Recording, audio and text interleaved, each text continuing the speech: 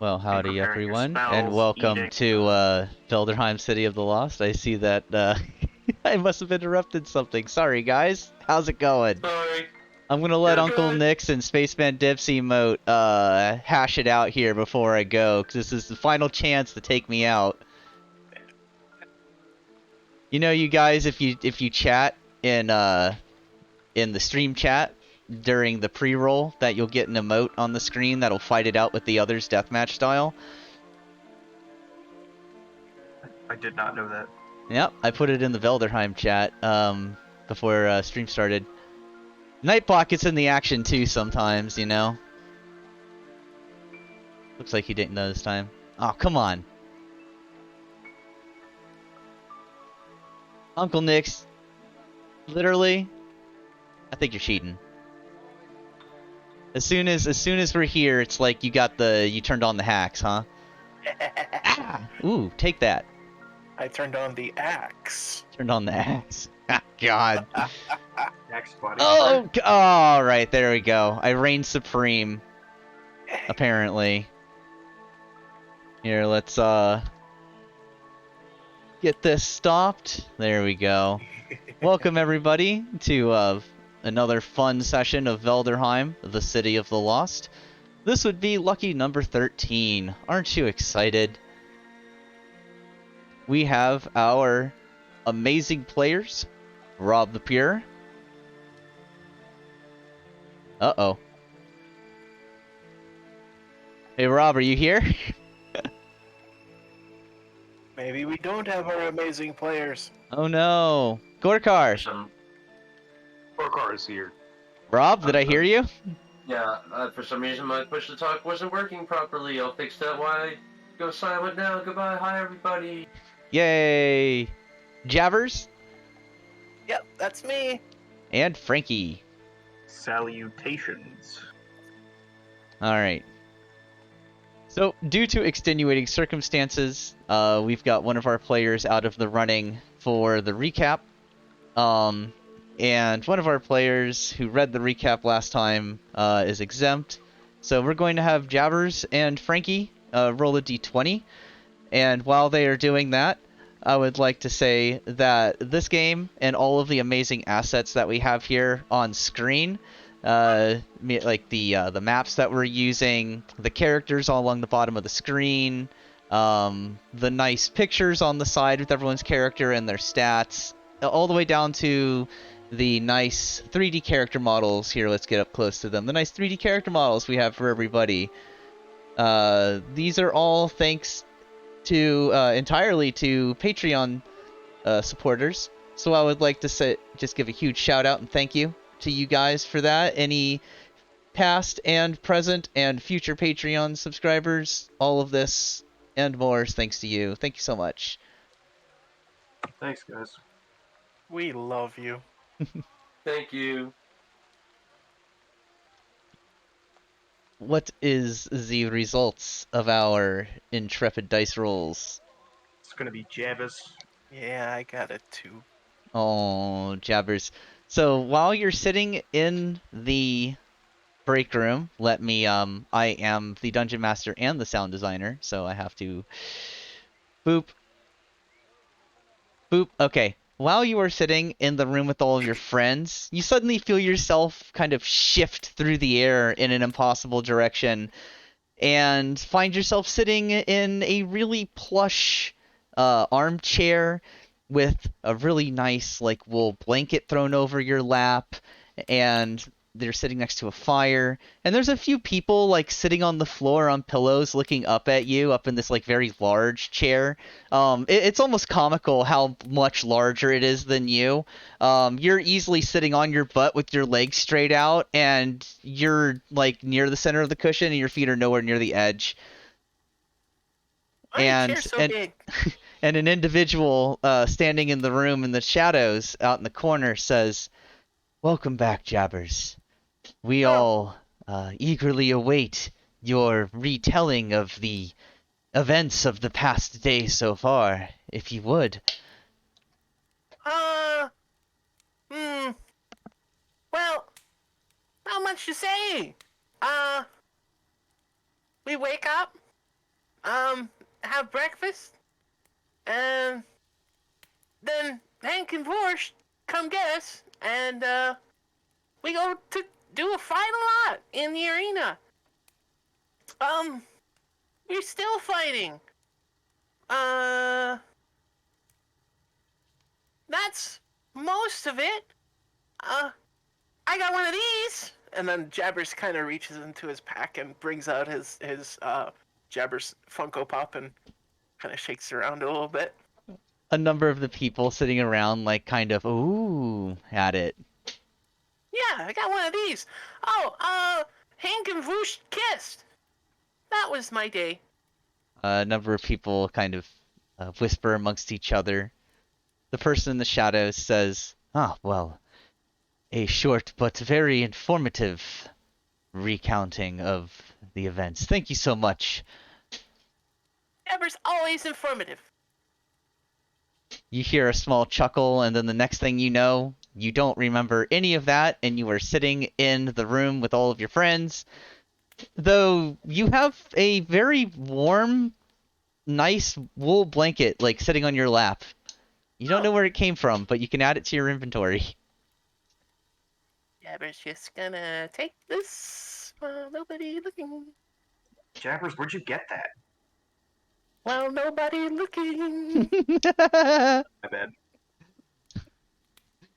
I mean, Jabbers, roll a sleight of hand, and Frankie, roll a... Or no, what's your passive perception? Because you're not, That like, is actively. gonna be 14, so it's not gonna be a hard trick to beat. So, DC See. 14, Jabbers. 12. Oh, Shit. well, Frankie saw you. Gorkar and Rob, what are your passive perceptions? Oh, 10. Rob sees nothing. Yep, that's typical. Jabbers says aloud, while nobody's looking. Frankie just kind of nods and says nothing. File that away for later consideration. Oh, here, let me pull up everyone's character sheet so I can look at stuff too. that's 13. Oh, so Gorkar, wait, what did Jabbers get? A 12? Okay, yeah, so Gorkar, you see Jabbers, like, putting a really nice wool blanket that you don't recognize into his pack, and very loudly proclaiming, "Well, nobody's looking!" Gorkar locks eyes with Jabbers and then covers his eyes. Nice. Undetected. By the one that matters. Very smooth. And yeah, all of you are sitting in this very nice, waiting room. There's a set of weights nearby, like some dumbbells, and like a bar with some, you know, what do you call them? The circular weights nearby that you fucking throw on it. I don't even know. Weights? Yeah, there's like a particular name for them though. I don't even know. Plates? There we go. We said it at the same time. Don't forget, all four of you should have had a long rest since last session. I say this because I see that someone's HP is not at full. I don't know what you're talking about. Oh, I wasn't going to say anything, but you know. So you all are sitting nice and peacefully in this room. What are you all doing with the time that you have between fights? You are left alone for a good amount of time. Like, you are given a proper long while to rest and relax. So I guess we're going to start with Rob. What are you doing with your few hours that you guys are left alone in this room? Well, Rob likes to take very good care of his armor and weapons and stuff, so he spends a good time cleaning it and stuff. And then after he rigorously does that, he will probably spend the remainder of it in prayer. All right. Very Rob thing to do. Yeah. Next up, Gorkar. What are you doing with the next few hours of your time?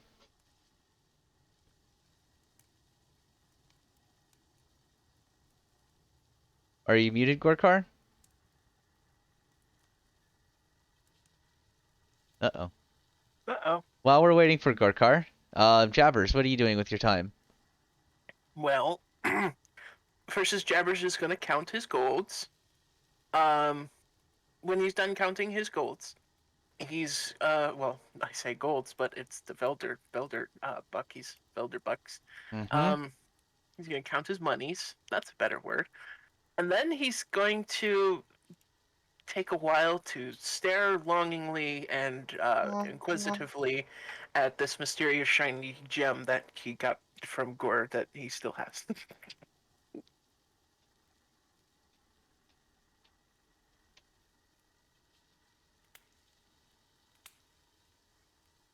All You want me right. to make some kind of a, I don't know, kind of a check or something? Or is he Sorry, just I gonna? was slightly distracted. What are you doing? He's ogling the mysterious shiny gem from Gore. Oh, I see, I see. Yep, I mean, it's deep blood red. It's very pretty. It's very, very nice to behold it. Mm. Yes, wonderful. Feels good to hold it. Feels good to look at it. There are like, there's like every once in a while you'll see like a movement out of the corner of your eye, and it'll like you'll reflexively like clutch the gem to your chest and go mine. And look over at it, and it's just, Rob was just moving his arm or scratching his nose, or Frankie was, doing whatever Frankie is doing over there. But it's all mundane stuff that, like, catches you, but you find yourself, like, mine! Every once in a while with it. Very precious to me. Yep. As are all of Jabber's shiny and nice things. Alright. Do we have Gorkar back? Indeed. Sweet. I love Discord, don't you? Uh, Oh yeah. so what is Gorkar doing with the next few hours of his time? Gorkar's probably gonna hit the weights. Sweet. I mean, probably not for the whole time, but at least a good hour-long workout. Yep. A good Yep. circuit. Go ahead and roll a athletics.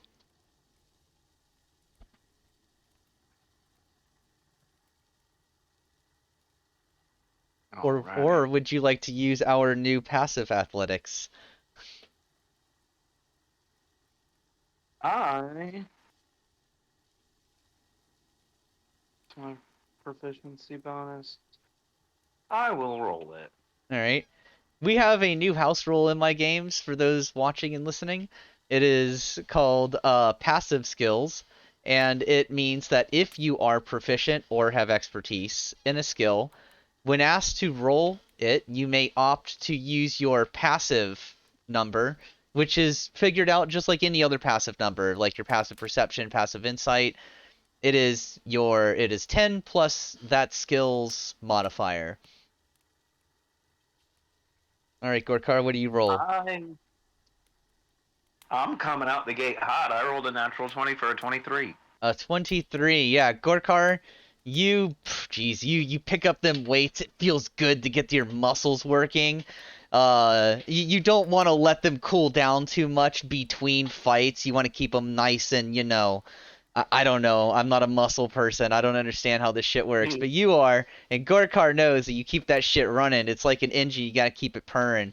So, we're gonna let you have advantage on your first melee strike. Excellent. Ooh. And Frankie, what are you doing with the next hour or a few hours of your time? Oh, I'm just gonna say Frankie's just relaxing with like his feet up after that last combat. He's got his pipe lit and is just taking drags off of it. And he's like, well, I did my part. We'll see what happens in the next couple fights. But man, I carried my weight. All right. And then after a number of hours, you all had like, a nice time to rest. Eventually you hear the door open and Mr. Hank and Mr. Vorst, with Zit following them, looking very cross, comes walking in the door, and they both, stand on either side. Zit comes up between them in the middle and like crosses his arms silently and just glares at all of you. And Mr. Vorst says, "It is time for you to choose your next item." And he waves his hand, and the walls are filled with very rare, aka purple level items. And then you hear like Zit stomps his foot once and looks up at Mr. Hank. And Mr. Hank says, "But before you may begin looking through the items, and Zit like goes around like looking at the items one by one, pulls a few off the wall, glares at you each time, and throws it into a bag of holding. And after about 5 or 10 minutes of his scrutinization of the wall, he finishes, walks over, gives Mr. Hank and Mr. Vorst a nod each, and then stomps out of the room without giving y'all another look. And they go, "Now you may choose an item from the wall. This means you may not use anything that has consumable slots." Eh, This means charges, too. The fuck? That's like half the magic items. That's more than half of them. Well, charges are meant to be spread out over days, or entire days, or entire weeks. Alright, well, take a look for the rules for the one I sent you and see if that counts. No, it says consumable, never mind. Well, that fucks me, because most of these are useless to me. I can't wield weapons or use armor.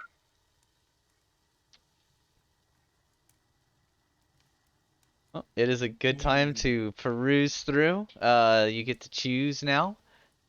Let's see. I know that there's sorcerer-specific items that don't have charges. Not at this level, there isn't. I've spent our entire introduction looking at the very rare items pages. Most of the ones that would be useful to me are ones that I have to be holding for like a month. Okay.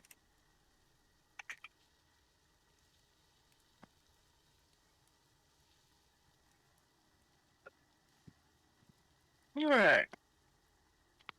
I think Jabbers is gonna go for a purple level crossbow, which is a crossbow +3. So you don't want a Bloodwell Vial +3, Frankie? I mean, I already have one that doesn't do me much good. A +3? Yeah, I mean, that would have been great if we weren't starting this combat with all my spell slots already back. Yeah, that's true. Alright, let me keep looking. Oh, I forgot you had a Bloodwell Vial. How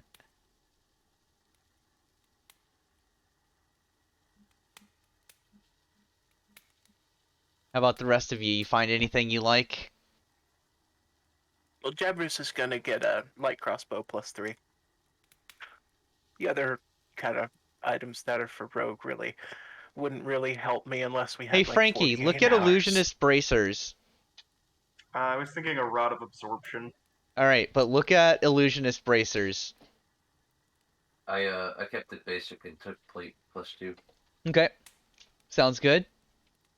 I don't even see that in the list. Oh, they're there. hmm.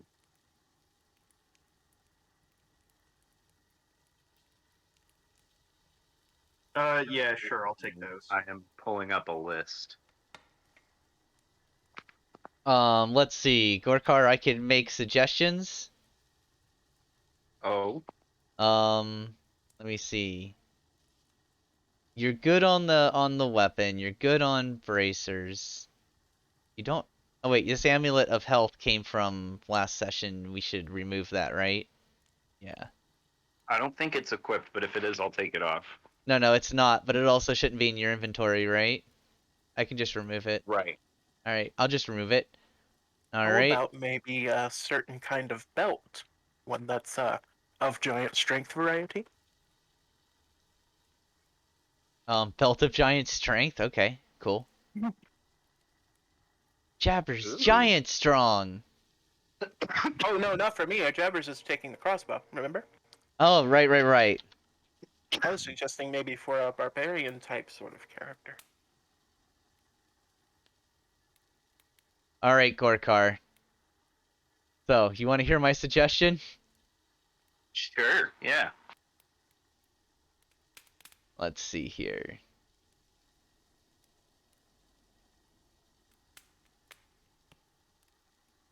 So let's give you a belt of stone giant strength. While wearing this belt, your strength score changes to 23. Yeah, I've used that before. Yeah. It's nice. All right, I'll add it belt to is your equipment. That's the I one. will equip it and attune it. All right, now all you got to do, Gorkar, is refresh your character sheet and you're good to go. All right, does Excellent. everybody have their temporary purple item? Yep. Yeah. All right, after you guys pick through, Mr. Hank and Mr. Vorse watching you all closely. After you're done, Mr. Hank says, "You two," and points at Rob and Jabbers. "Over here, let me check your items." And Mr. Hey, who did I just say? Mr. Vorst? Jesus Christ, I'm lost. Mr. Hank called Rob and Jabbers, and Mr. Vorst calls Gorkar and Frankie over to check their items. They look them over, nodding, and Mr. Hank mumbles, "This is just because of the new rule change. We have to make sure. All right, here you go. Okay. Follow us." And they lead you back out into the hallway. And as you're walking, there is a shift in the floor beneath you. And let's roll a... I only have... Okay, I'm going to roll a D6.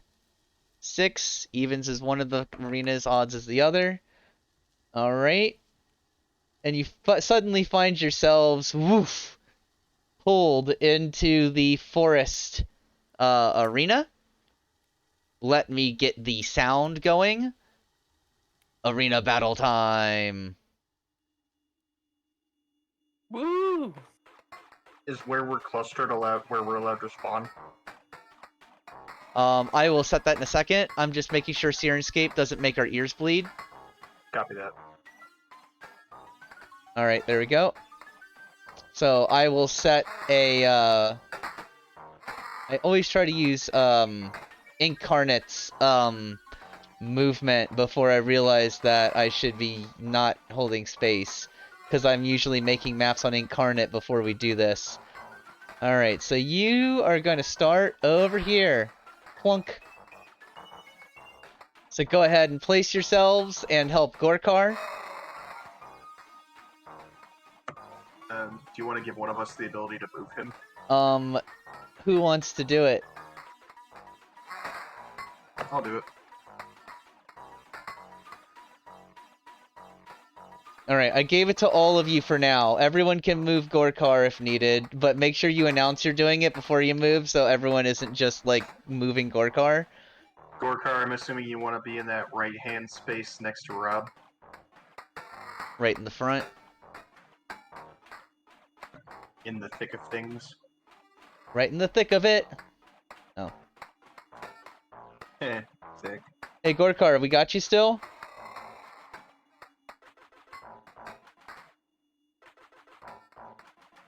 Roar.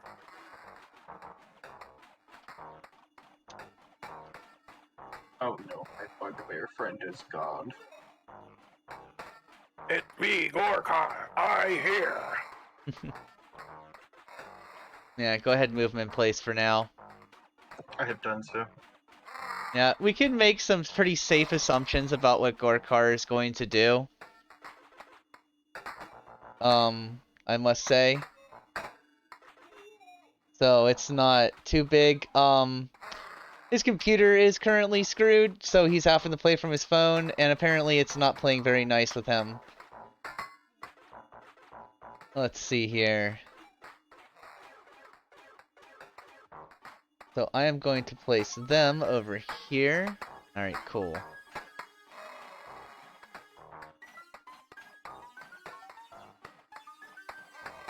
Where is it? Here we go.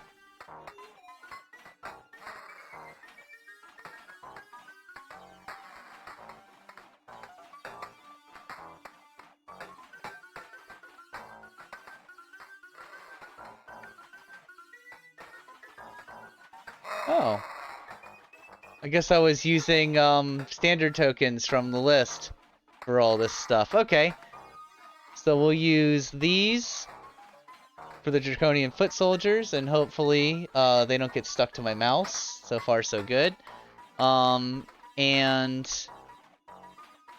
we will use, let's see here.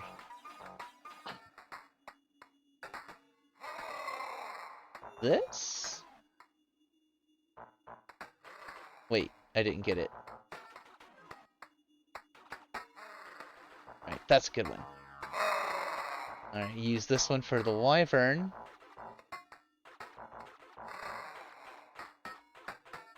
Alright. So there is a Wyvern and 2 Draconian Foot Soldiers just across the stream from you. I believe that the Wyvern is in the air. It is. And everyone can go ahead and roll their initiative rolls. And we'll keep hoping that we can get Gorkar back soon. Wow. Well, I'm already back. Word. Do you want us to do your dice rolls there, Gorkar? No, D&D Beyond's working fine. Cool. Harpy isn't picking up my rolls for some reason. It's so okay. Harpy doesn't need to use pick my up your dice. rolls. Only D&D Beyond needs to do your rolls. Oh, okay. And I didn't get an initiative from you still. Did you roll it? No, I was good. Wow, that's. I'm Nice. glad I rolled that now, but I was gonna ask if I could use my actual dice, but this works too. Yeah, well, not only for initiative, no. Because it Okey-dokes. plugs you in here. Gorkar's still waiting on your initiative? Yep.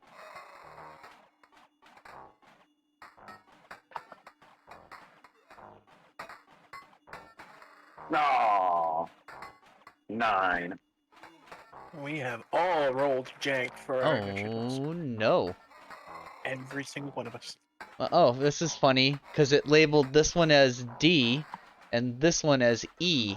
So I guess they're Draconian Foot Soldiers D and E. They are going to, let's see here, move. 5, 10, 15, 20, 25, 30, right up with Gorkar. 5, 10, 15, 20, 25, 30, doesn't quite get right up with Gorkar.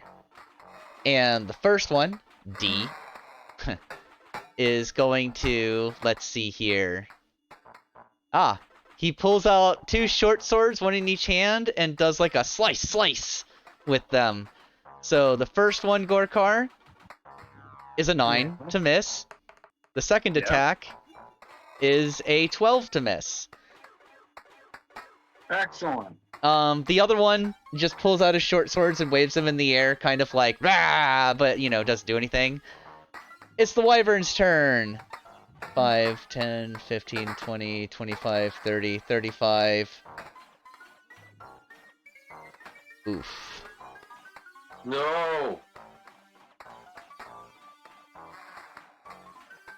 That's bad. Alright, so it is going to claw at you. Actually, it's going to, its stinger comes in for Frankie.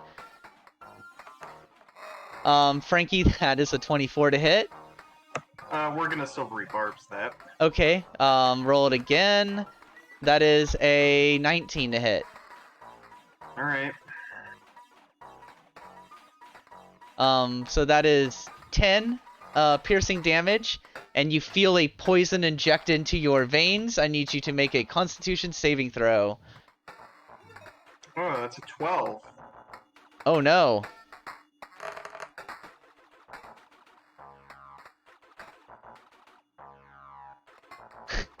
You're on death's door, my friend. That's 26 damage. Cool. I counted. It's like, oh, that puts you at 1 hit point. Nice. Gorkar, time for retribution. Actually, it is going to claw at Gorkar. That is a natural 20. Oh wait, no, it already. Did I roll the claw at Frankie? No, I didn't. Okay. Yep, that's a natural 20 against Gorkar. Well, fuck. Should have saved that silvery barbs. Wasn't doing me any favors. Um.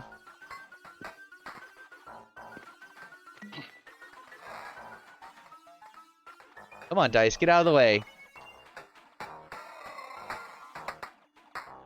That's 31 slashing damage, Gorkar. And it's now your turn. Jesus Christ. Gorkar. My boy. Gorkar is bloody. Alright, what would you like to do? Is... You know what? We should probably splat the ads first. Gonna swing it. The one that is... next to me. Alright, I'm pretty sure he's attacking the one next to him. Yeah, that's what he said. Yeah, I think Discord lost him again already, though. Nope. Oh, okay, woo! The way it cut down there, I thought Discord was failing us again.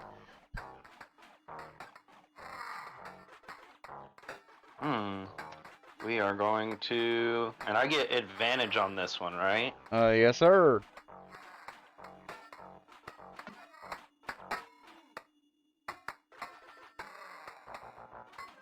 Come on. Gorkar needs a new cod piece. Let's go. Big money, no whammies.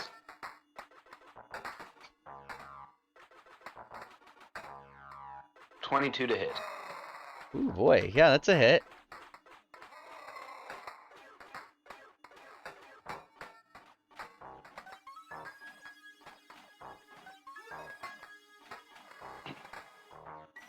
There we go. Oh, also before I swing that, I'm entering rage.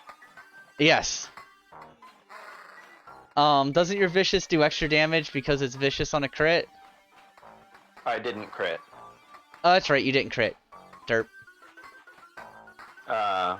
So that's 16 base damage for max base damage, plus 2 for rage, plus 1d6, plus 1.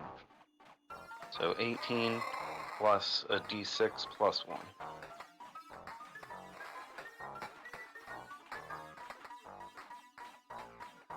So 18 plus 4 is 22 bludgeoning damage. Alright, you give him a good thwack! And you hear like a crunch.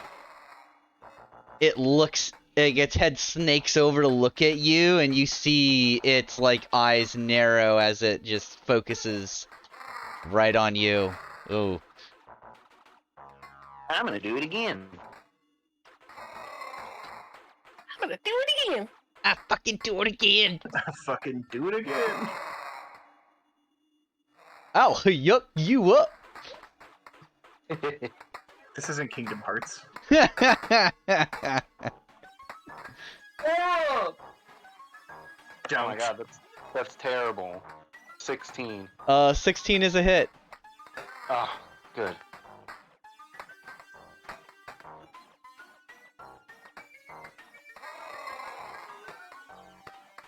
And that's gonna be 12 more bludgeoning damage. You mean 14? Oh yeah, plus 2 for rage. Yeah, 14 more bludgeoning damage. Alright, still winded. Still angry. Gorkar can relate. That's my turn. Jabbas. Alright. Well, leveling up the +3 crossbow here. Using our steady aim as a bonus action to give ourselves advantage on the attack. We will use our word. I have words. I can use them. My sharpshooter to take 5 away from that roll. So let's see here. Advantage. Roll. 14 to hit. Against which? The wyvern? Oh, right. No, not the wyvern. P for why aren't you doing the P? I'm guessing that's the one that Gorky was attacking. Yep, go for it. Oh, it hits. Cool. Oh, Gorkar was hitting Alright. the wyvern. Oh, Gorkar was hitting the wyvern? No, Yes. I was hitting the smaller Oh, thing in front of you were hitting the guy in front. Oh, Okay, I thought you were hitting the wyvern. Oh, no. No, I thought about it, and then I was like, nah, I need to splat the ads. All right. How much damage did you do for the first one? Let's look back. It was 22 total. It was 22. Okay. So, 22 health back to the wyvern because you absolutely feckin' destroyed the draconian foot soldier that was in front of you. Just you in one blow just crushed him. Okay, well, then we're gonna navigate our attack to the other ad then. You got it. Right, and since it's probably the same AC, I'm assuming that I hit What did you roll? You got a 14. that is a hit. Cool, okay, so 12 normal damage plus 7 for sneak attack plus 10 for sharpshooter, so 22, 9, 29 damage. 29 damage, an arrow goes skunk right into its forehead, and it flips over backwards. Dead. Lovely, that's Jabbers. Alright, Frankie. We're gonna take the smart route, take the disengage action, and 5, 10, 15, 20, 25, 30. Go back here. And then I'm going to bonus action healing word myself. Because nobody wins when the healer is dead.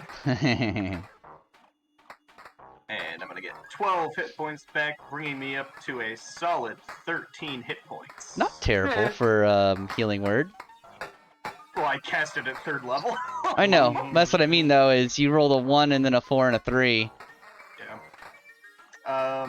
And that's gonna be Frank's turn. Alright, we are at Rob the Pure's turn. Oh boy. Hi, Oh, friends. boy. Get him, Wait. Tiger. No. It won't. Hold on. Come on, Rob, yuck him up. I think I had to refresh Harvey real quick. Oh yeah, Goofy and friends are definitely not sitting in there the we go. crowd because that would get us sued. Yeah. Alrighty. Legally distinct dog characters in the stands yelling this. It's Doofy and Ronald. Yes. Ronald the sparrow. We're gonna be using the flaily The flail. obvious answer would be a goose, because that's another mallard. Quiet. Oh, 13. 13 to hit the wyvern, that's a hit. Woo! And you know what? I'm gonna hit you with the smite. at level Mm. 2.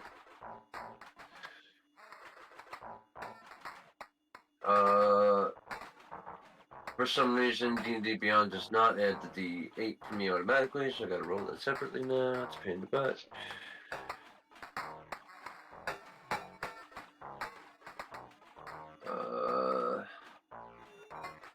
So I'm full of shit. 14.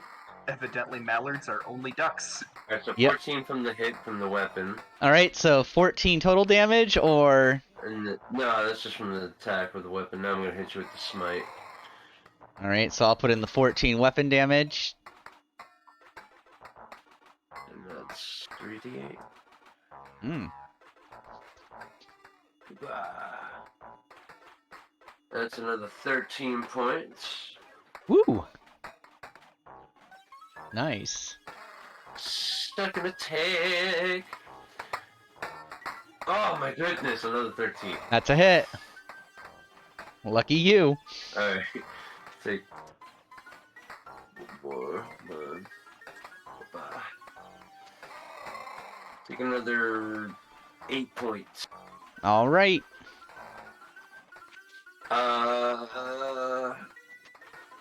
Oh no, smite was my bonus action. That will end my turn. Alrighty, top of round 2. Both the draconian foot hold on. soldiers are. Smite doesn't. Hold on. Smite doesn't take your bonus action. It doesn't? No. Oh, okay. Well, actually, well, you're too far away now, so never mind. I still end my turn. Okay. All right, top of round 2. Both the draconian foot soldiers are dead. The wyvern is winded. Gorkar and Jabbers are at full health. Frankie is bloodied. Gorkar should not be at full health. Oh, what should your health be? I don't see your health total here, apparently. 24. So Gorkar is bloodied.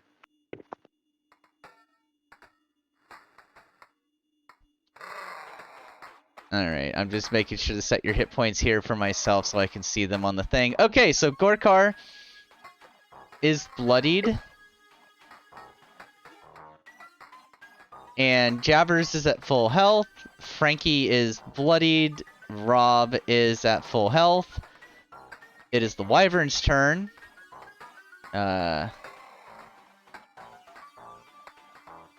D&D Beyond is not updating Gorkar's health to 24 for me, but whatever.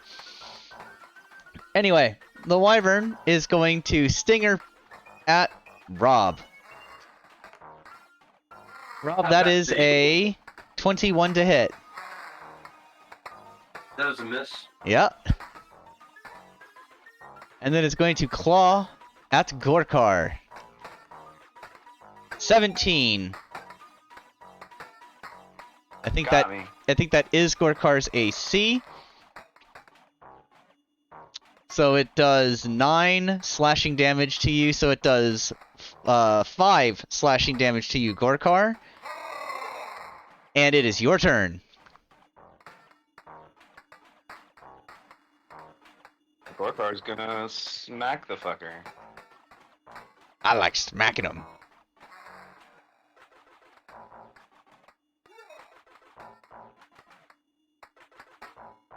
Not recklessly.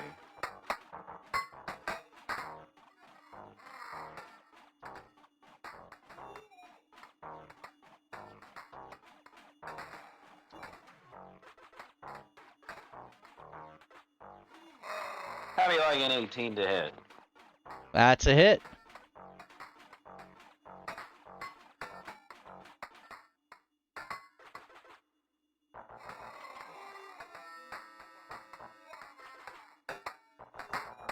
Alright, so 12, 14.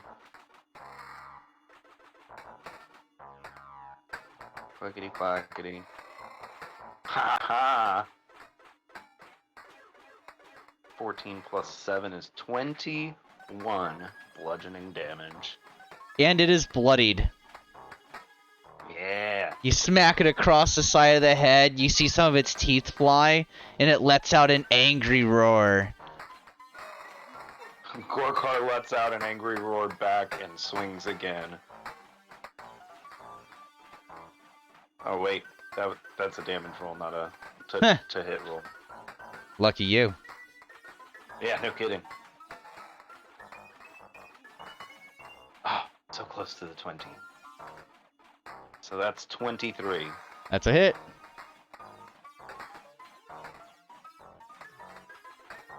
With some extra damage for being angry, so that is so close to the max. 14 plus 2, 16 bludgeoning damage. 16 bludgeoning damage. Alright, it is staggered. Yeah, Gorkar punches the hammer over his head and roars in the thing's face and plants his feet, stands his ground. Alrighty, I believe that brings us around to Jabbers.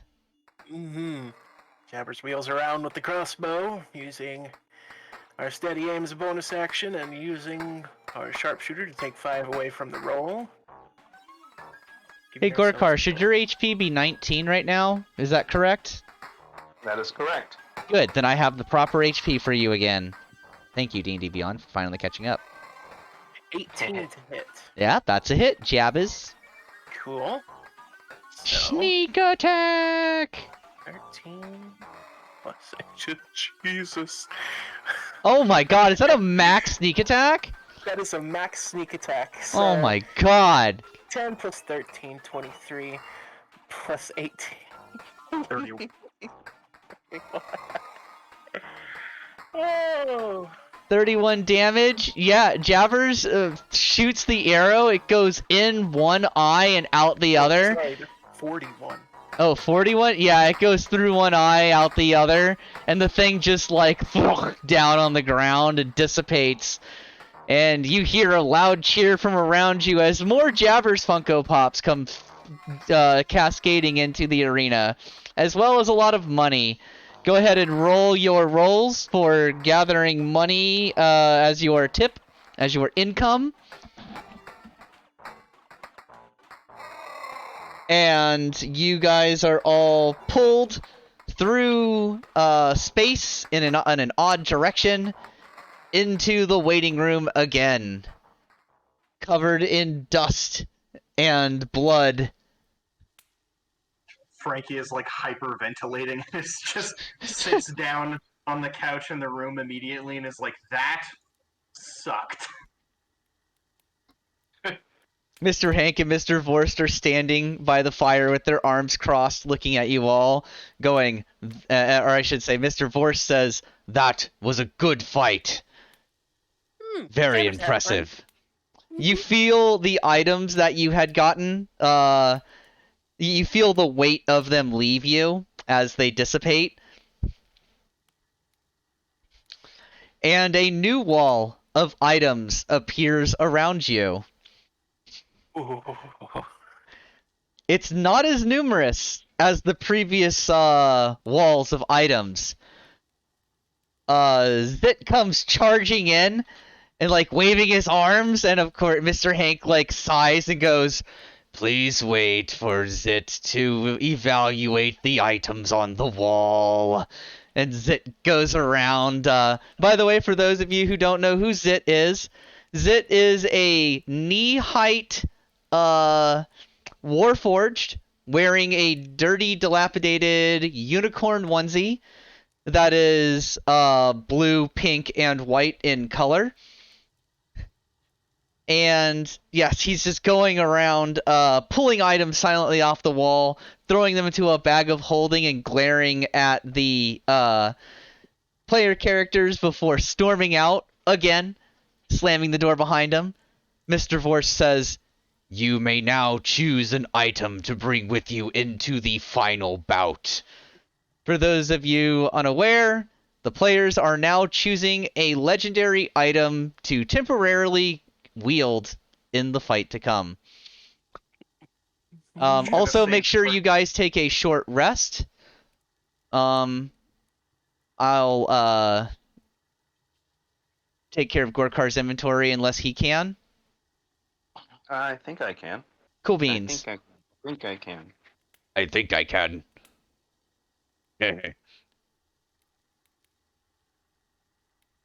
Alright, so, let's see here. Rob, what kind of item do you think you are going to be taking?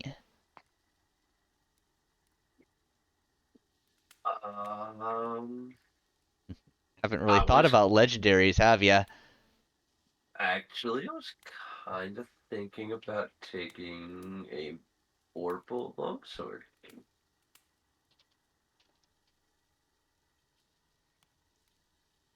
Sounds Okay, good. maybe I can take my inventory. Sounds good. Rob gets a Vorpal Longsword. Alright, Gorkar. I'll remove the belt from your inventory. Delete. And let's look at a weapon. Sure. For you there. Because, you know, you've got a blue weapon, but, like... legendary weapons, man. Right. Alright, let's get past all the blue items. Get past all the purple items. Alright. Oh my. This is quite, Rob, why didn't you want to get the Holy Avenger Greatsword? I wasn't sure if you were going to throw a fiend or an undead at us. It only works on fiends or undead, really.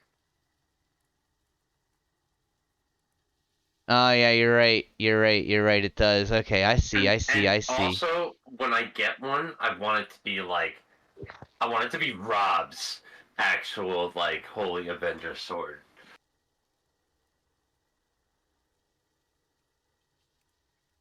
Oh boy. Which I would like to be a longsword, by the way. Oh, I know what I'm taking. Oh yeah. Robe of the Archmagi. Those All are right. sick. I want those for Ace.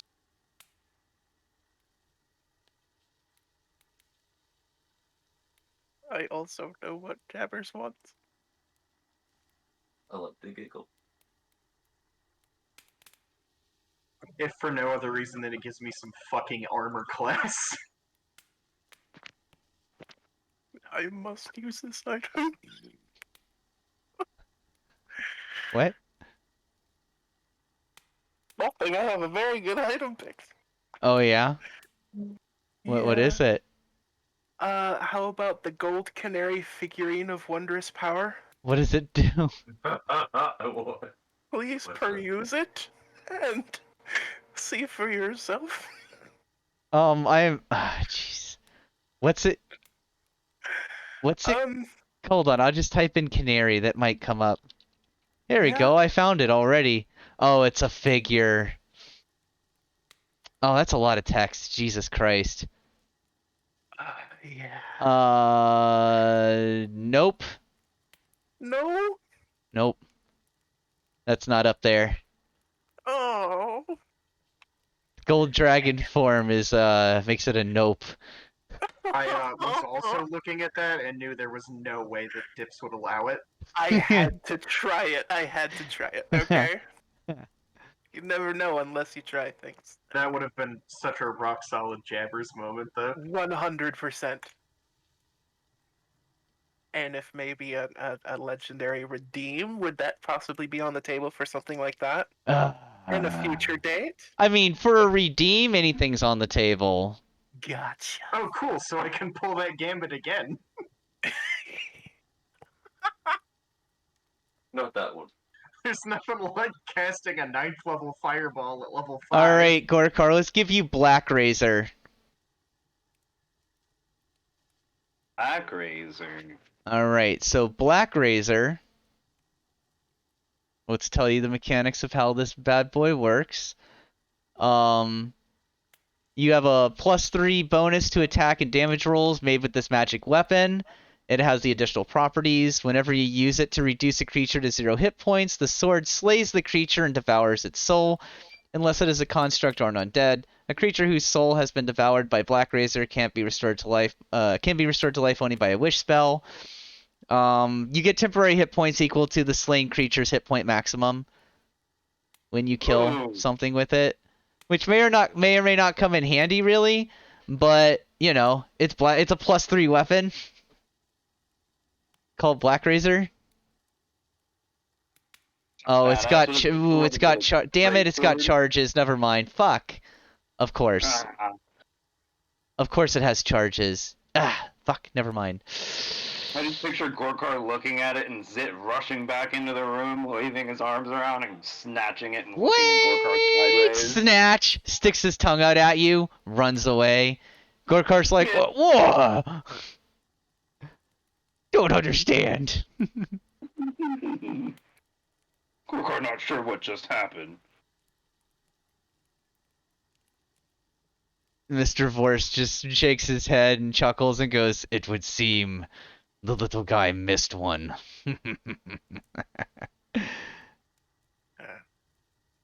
I mean, screw it. Let's go all out, eh?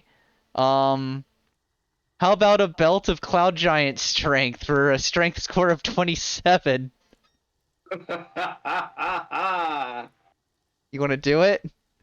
Yeah. All right, cool. It's in your equipment. It is equipped. It is attuned. All right, you can refresh your character sheet and you're good to go. So we have Rob, Gorkar, Jabbers, and Frankie all have an item now, yeah? Yeah. If you're fine with a cloak of invisibility.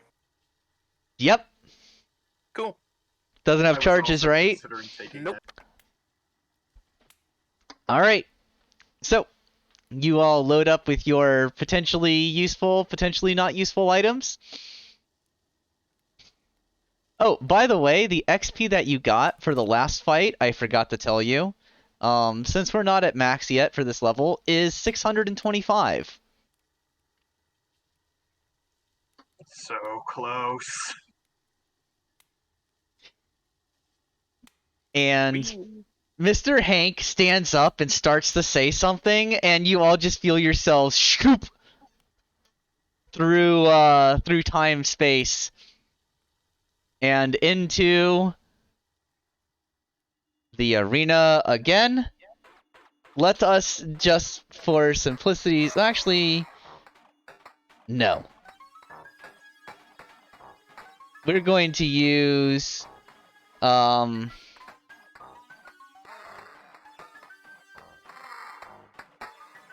here we go. We're going to use this map. Yeah. As you all teleport, you find yourself standing in a somewhat familiar looking place, though you know that this is just like a recreation of it. You may put yourselves anywhere within the blue box.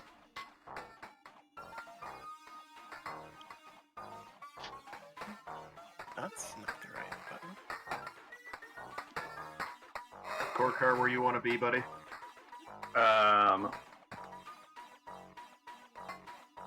Perceivably in the front. Oh hey That's where Gorkar, I- you wanted to take a short you didn't do your short rest stuff, did you? I'm working on it right now. Oh, gotcha. I got you in the thick of shit. Into the thick of shit.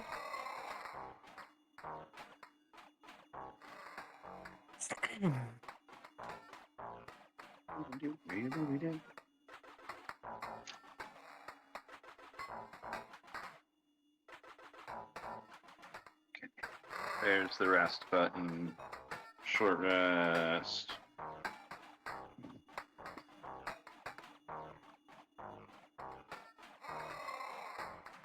Oh, jeez. We'll Oh use no! 3. Oh, thank goodness. It seems they put in a thing to make sure it doesn't get stuck. Oh, maybe they put in a thing to make sure it doesn't get stuck to your damn mouse. There we go. That's good. Perfecto.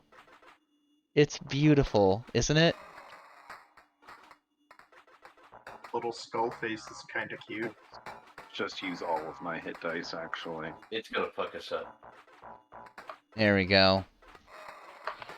Alright, and I'm ready for y'all's initiative rolls, if you would like, as you find yourselves facing the creature that you know to be called an unspeakable horror. Oh, Oh, Yep, this creature's name is Unspeakable Horror. so it's an Yeah. old abomination.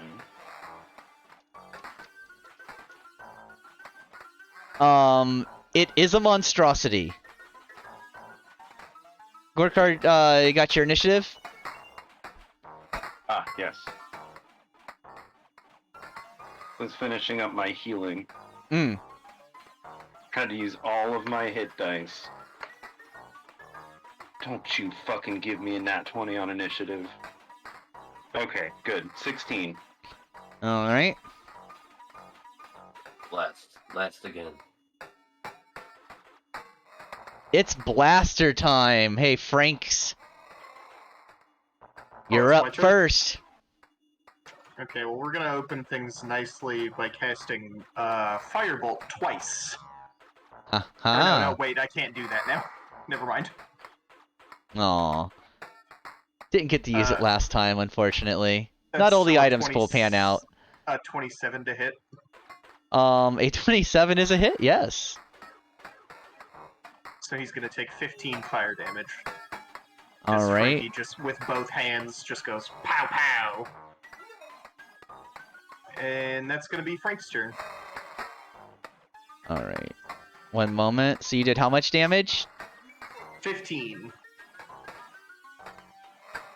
So you did one attack or two? I can't do 2. Oh, that's right. That was- I forgot. Derp. Okay, yep. So you spoosh, and the fire splashes against it. You're not sure how much it did or didn't do at the moment. But Jabbers, you're up. Okay. Oh, So by it's- the way, I'm sorry, but this thing is made up. It just looks like a mass of random ass organs all like spliced together in some horrific way. By the way.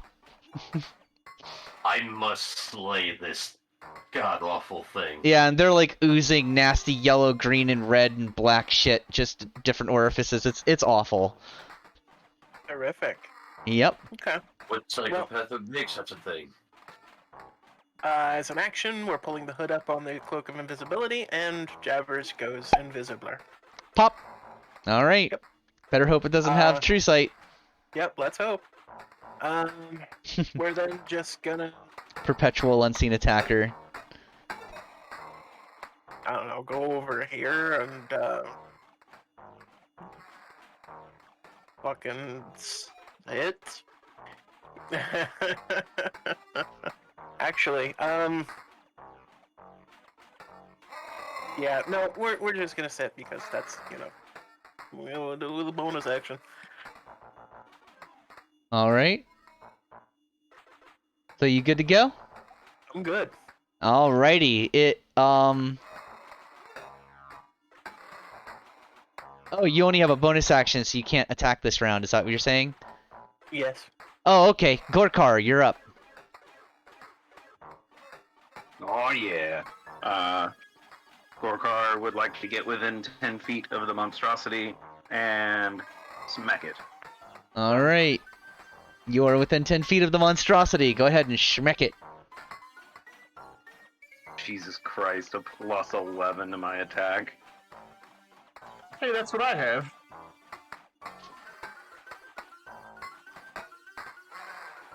Come on, big money, no whammies.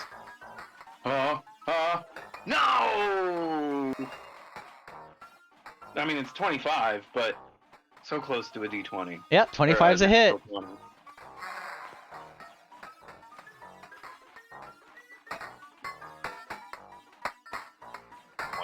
10 plus 8.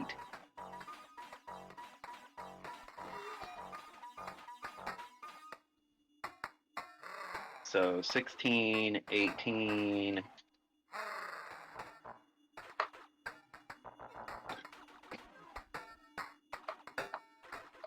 By the way, this thing's hit points are massively beefed. Just so you know. 21 clobbering damage. 21 clobbering damage. Alright, 21 clobbering damage it is. You Man, we're- smack it and like something that looks like a liver, like just pops when you smack it and oozes disgusting green stuff. And you are covered in, or it sprays you with like an acid, and you take 2 acid damage.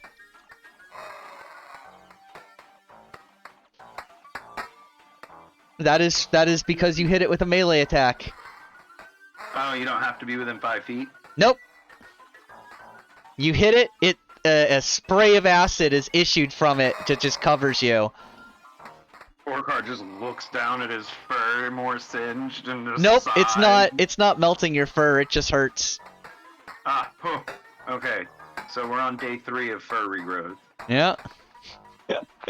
Again. Again. Second attack, Orkar? Come on, big money. Alright. Big money. Yeah, I got your damage, never mind. No. I'm gonna have to roll a d20.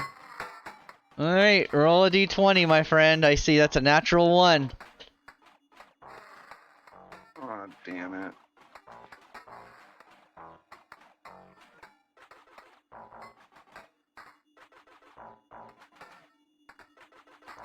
God damn it. No, no, no.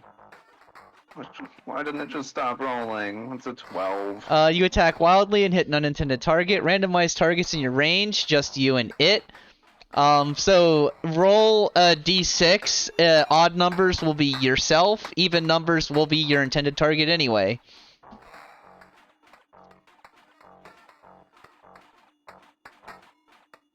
You rat fuck dice, you didn't even roll. You just skittered across the screen. Alright, let me attack myself. Yeah, you have to roll another attack and beat your own AC to hit yourself. It's not gonna be very hard. Oh, oh! Yeah!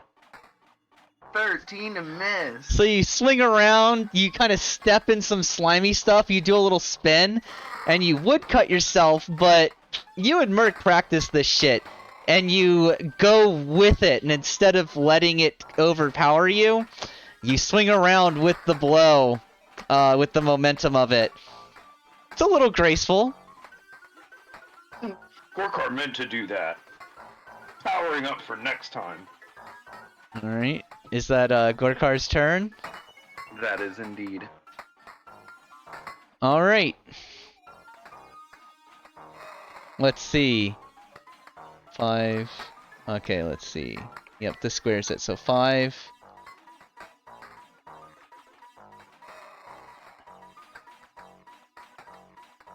10, 15.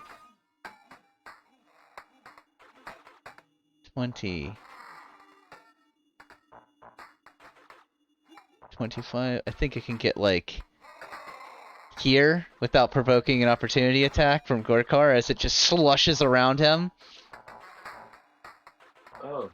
And it is going to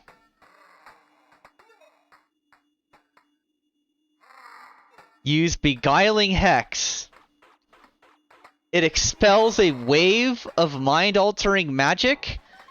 Everybody within 30 feet, everybody, all of you, must make a wisdom saving throw. Why is it always wisdom? Why is it always...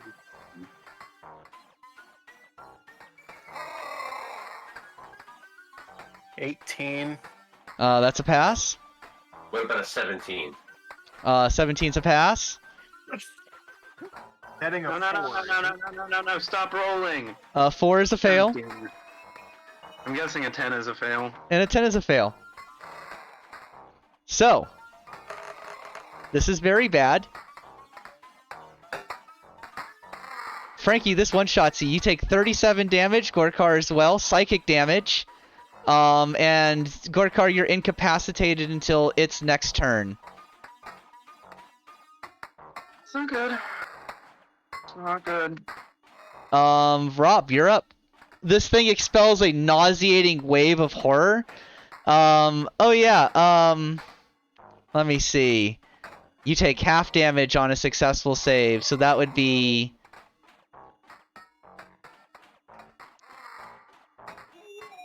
Oh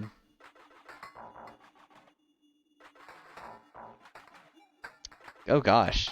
19? Is that 19? 38 is 19? Yeah. Yep, so it's 19 for everybody else. I should say Jabbers and Rob. And then Rob, it is your turn. Alrighty. You watch as Gorkar goes to staggered and Frankie just drops. Oh, I forgot. It's time for Sleepy Frankie. Boop.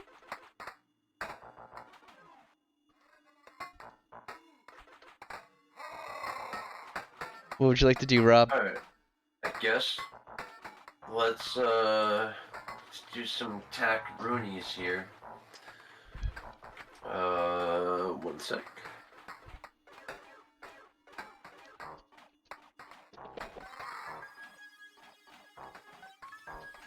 Does a dirty 20 hit? Oh, yeah. I lied. That It's definitely 23 hits. Plus 8. I'm used to 5s. Alright, so it's a 1d8 plus 5. Oh, and we know we're gonna smite it second level for sure. Alright.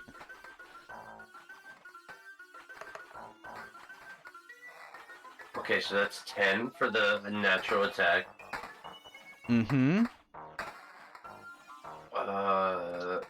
What is it classified as? Monstrosity.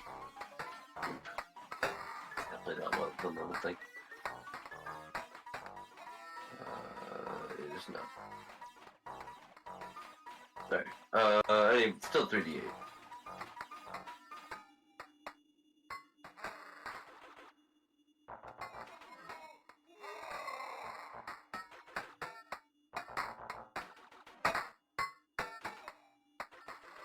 That'll be an extra 19 points of radiant damage. All right, so an extra 19, you said? Yeah. All right. Oh, and that was just attack number 1, so...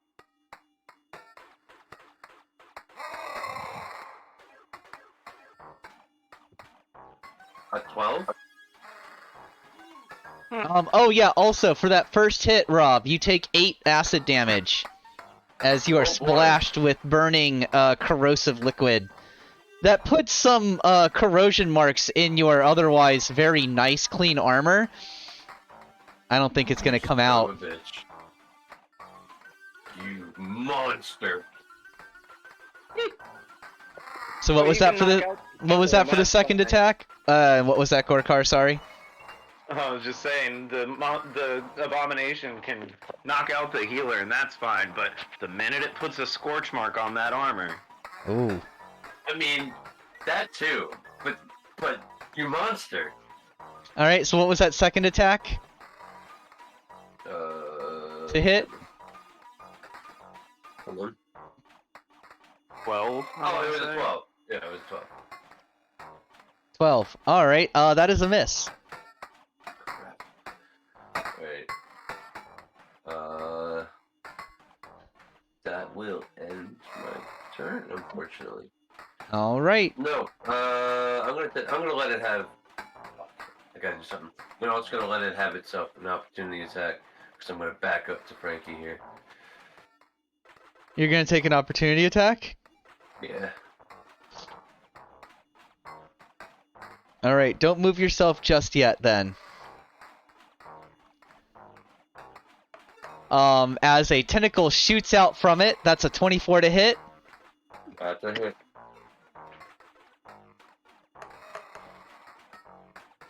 Ooh, Rob. That is 27 damage. I'm out. Oh no. And now both the healers are down. Good luck, guys.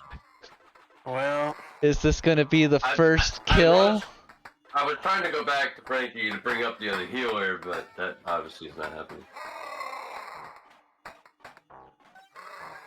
Not a good idea to provoke opportunity attacks. Boy, it would be a great idea if the chat gave one of us a healing potion right now.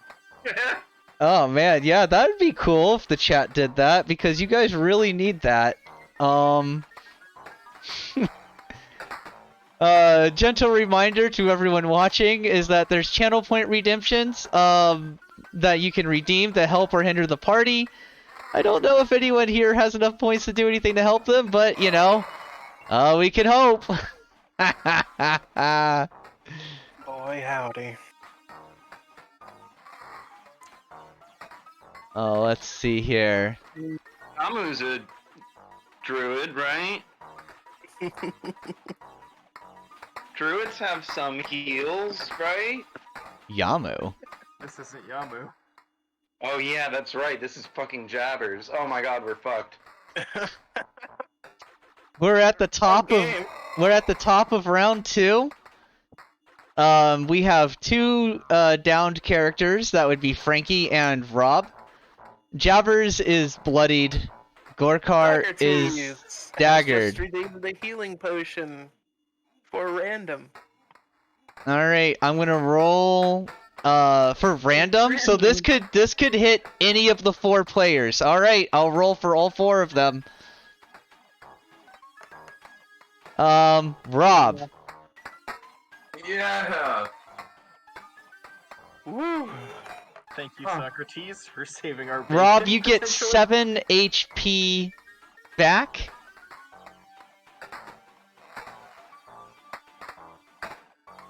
So, Alright. at the top of round 2, Frankie is downed.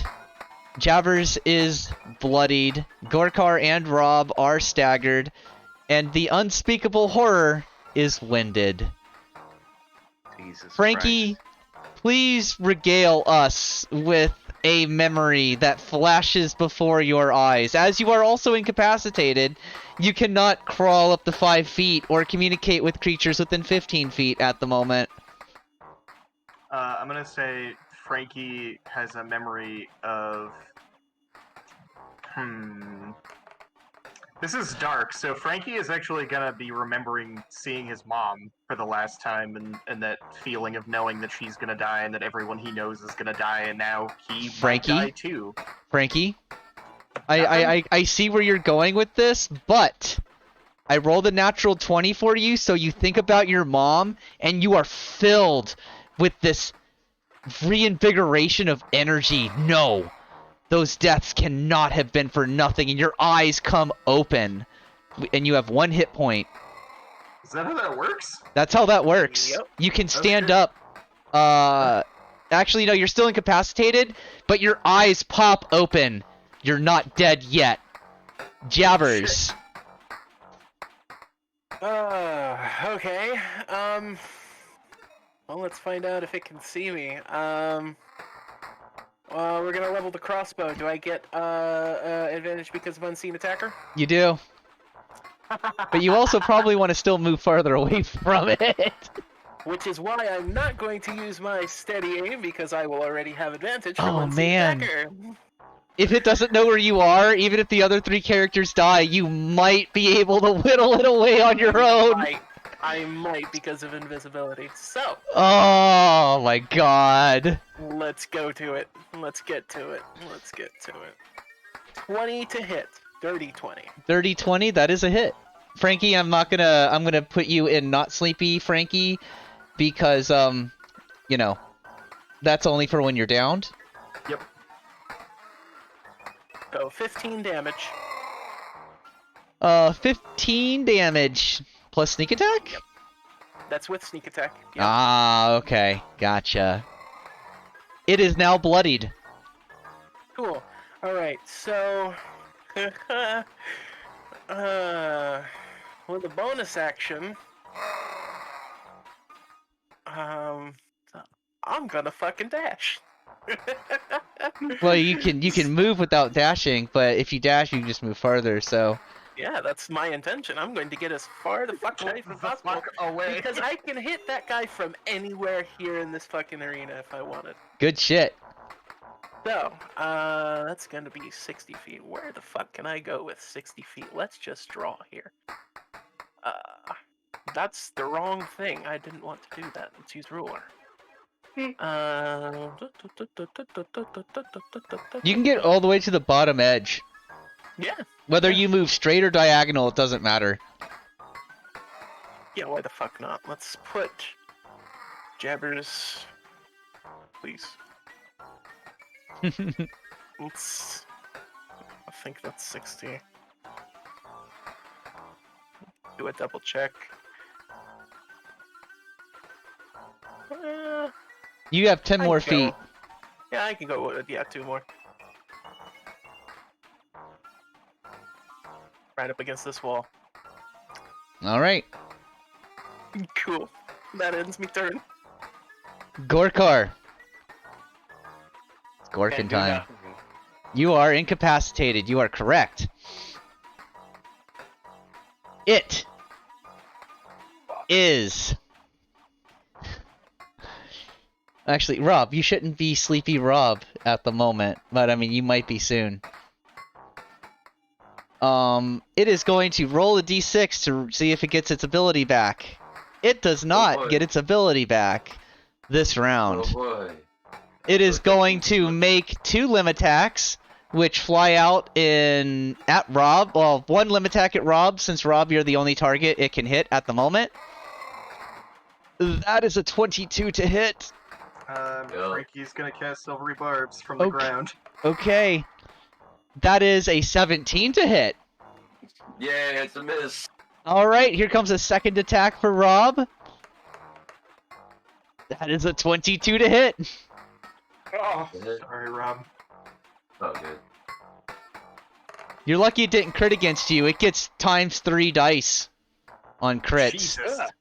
But I'm gonna also knock it that has the anyway. potential to one-shot Rob to death, so we'll see.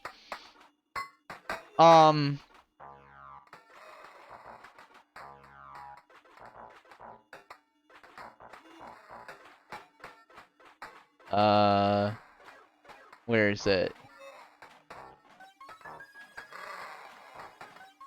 Okay.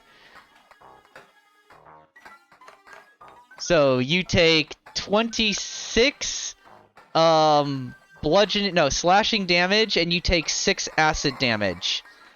For a total of 32, which does not one-shot you, Rob, but you do go down. As it just gouges at Rob twice with these very sharp, pointy limbs that come flying out of the amalgamation of organs. Rob, why don't you regale us with a memory that flashes before your eyes as you lay dying on the ground?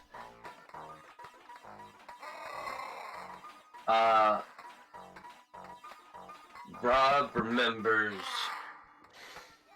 the smell of his mother baking in the afternoon on a sunny day as a child, and he remembers spending afternoons with her, helping her in the kitchen and cleaning up. Sometimes he'd go outside and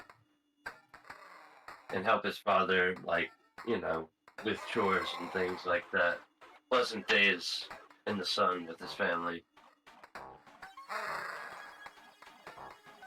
Alright. We are at the top of round 3. Frankie is on death's door with 1 hit point. Jabbers is bloodied, Gorkar is staggered, the unspeakable horror is bloodied, and Rob the Pure... Actually, Rob, did you want to move yourself 5 feet? Knowing that you could provoke an opportunity attack if you move away from it? No. Do you want to say anything to the only person that can hear you, who is Frankie, who is currently also laying on the ground at the moment, actually, but his eyes are open? Help me. Alright, and then you pass out, Rob, for the moment. Frankie, it is your turn. Frankie's gonna use 15 feet of movement speed to stand up, and is gonna say, "No, it's not time, not yet." And he's gonna step into Rob. We're gonna hit you with a 3rd level Cure Wounds. So you get 16 hit points back, Rob. And then Frankie is going to jump on his broomstick, say the magic words, "Arise, chicken." Rise, chicken. Fly 30 feet into the air, directly above. And as you say "Arise, chicken," you hear that the crowd around in the arena that you can't see at the moment, they're like hidden from your view, but you hear everyone cheer like in unison with you, "Arise, chicken!" And then from 30 feet in the air, Frankie is going to burn a sorcery point and use his bonus action to cast Healing Word on both Rob and Gorkar. So you both get 9 hit points back. Very nice. The ability to sorceress or to meta magic healing spells is really fucking good. That's So why I how chose high the up? Subclass. 30 How feet. high in the air are you? 30 feet. Okay, I'm only going to pull you up a little bit so that we know that you're in the air, and I'm just going to put on your label 30 feet. And Okay. that's your up-down position. And that is Frankie's turn. Still staggered, but just barely. Alright, that means we are up to Jabbers. Okay. Invisijabs. Alright. We're gonna level the crossbow again. Rolling with advantage because of unseen attacker. We are going to use our sharpshooter, take 5 away from the roll. Ooh, 12 to Nope. hit. Miss. Shoot. Oh well. We'll use our bonus action to dash. 5, 10, 15, 20, 25, 30, 35, 40, 45, 50, 55, 60. Now we're over here. Now I'm over here. And that's Jabber's turn. All right. It is now Gorkar's turn.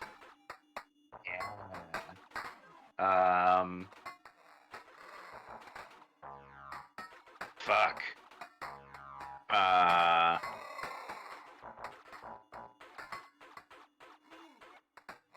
Gorkar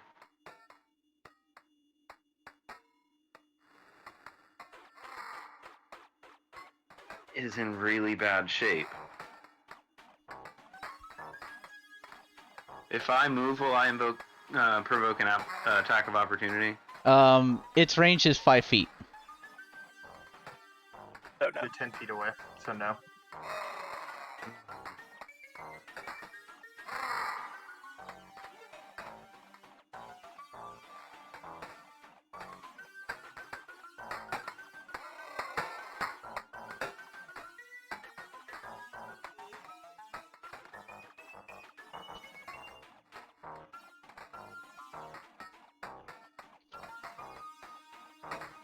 What's up, Gorkar?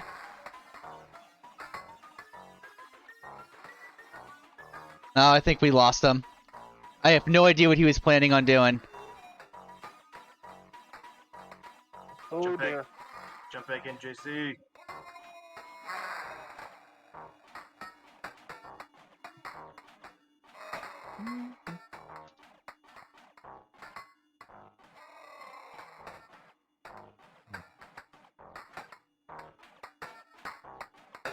What do you do when you live in a shoe and you ain't got no soul? What? Can you hear me now? We can hear you now. What would you like to do? Apparently not look at the map anymore because it angers the Discord gods every time I do.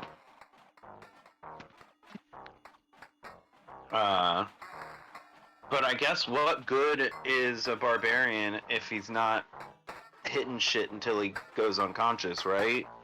Sure. I can feel that. Like me. Nah, we lost you Because it looks again. for a wrap. Never mind. You cut out there. What would you like to do? Let's not test your connection too much. I'm not. I'm waiting on D&D Beyond to open up so I can tell you what I roll when I go to attack. Ah, gotcha. Yeah.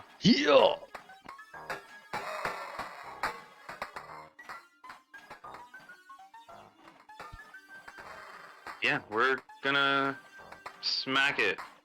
I keep hoping this vicious warhammer is gonna crit for me, so I'm gonna keep using it. All right.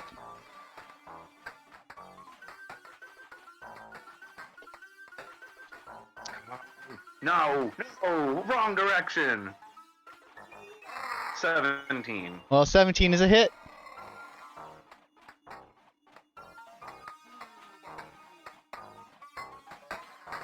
Are you kidding me? Minimum damage. Which, to be fair, base is 9, plus 2 is 11, plus 1 is 12. Minimum again! Gorkar does damage. 13 damage to it. Yep. And Gorkar takes 6 damage as he is splashed with acid. Shit. Now I'm really considering whether or not I should peel out of here.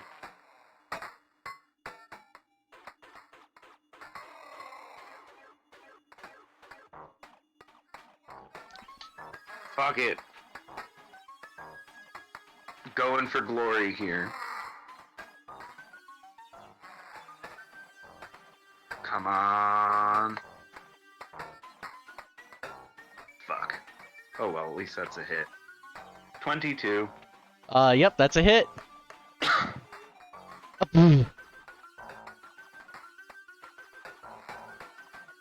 You're kidding. Okay, we're starting with 9 base damage again, so plus 2 is 11. That's 2 minimum damage. That was so not worth it. And Gorkar, you take 9 damage as you are sprayed with more acid. Gorkar falls unconscious. Are you calculating the rage bonus? Or damage resistance when we do that? It's acid. It's acid. Oh, okay, yeah, I didn't think about that. Yep. So, Gorkar's turn over. It is the Unspeakable Horror's turn. It's gonna roll a d6. Let's see.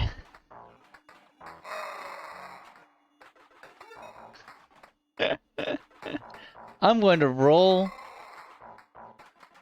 a check.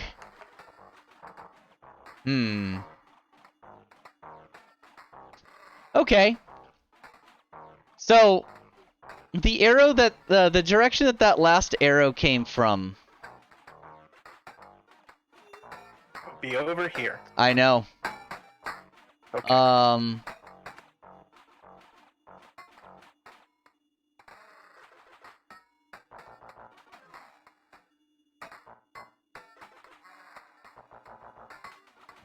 Oh, that's right. I can get a ruler. Where is the ruler now? Should just be the R hotkey. Yeah, it's still R.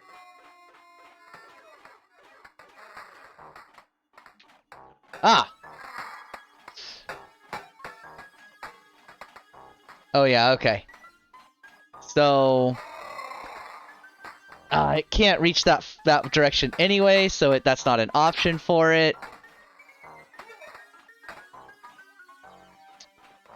Rob and Frankie, you said you were 50 feet in the air? 30. 30 feet in the air. That's right, it says 30 on you, derp.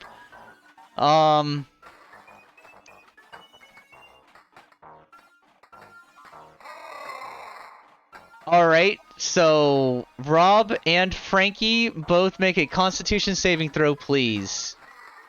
As there is a cone of energy that shoots out from it up towards you, Frankie, and you're like at the very edge of it. That's a 21. Alright, you pass.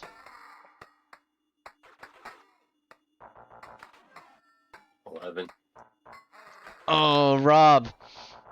So, Rob, you take 9 necrotic damage, and you are restrained, and and Rob's skin and armor and hair starts to turn a gray color as he begins to turn to stone. Rob, it is your turn. You are restrained at the moment. Does that mean I just can't move? Your attack rolls have disadvantage. Your speed is 0.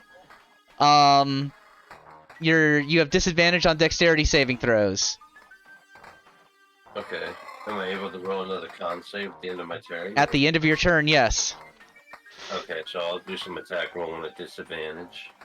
Yep, I mean, Rob is starting to slow down. You see, like, he's swinging much slower than he should be.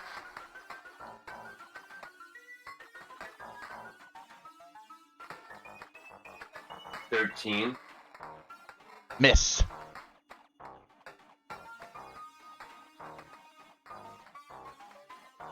How about a dirty 20? That's a hit. Gotta love that +8.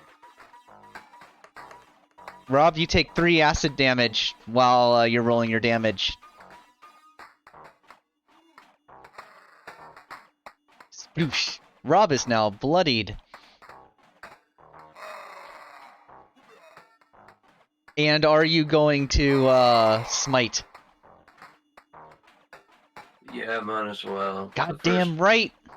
Yeah, the first attack was 7 points of damage. Alright, 7 points for the attack. And 10 points for the smite.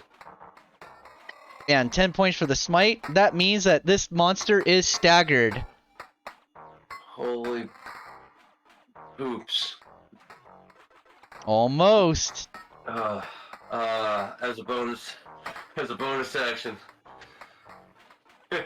I'm gonna cast let the dice be in my favor. I'm gonna cast Sanctuary on myself. Okay. And what that does basically is if you attempt to attack me, you have to roll a Wisdom saving throw. Ah, And if you gotcha. fail, you must go attack something else. And if you can't, then you lose your attack. All right. We are at the top of round 4. Frankie is on death's door. Jabbers is bloodied. Gorkar is downed. The unspeakable horror is staggered, and Rob the Pure is bloodied. What a fucking fight. Frankie, your turn. Okay, And I'm we're gonna mute myself for just a second while you're doing your thing. okay. Then I will open with another healing word. Again, we're gonna burn a sorcery point on a twin spell for Gorkar and Rob. Actually, strike that. I'm opening my turn with flying up another 20 feet, so now I'm at 50 feet. Then I'm gonna do the healing word.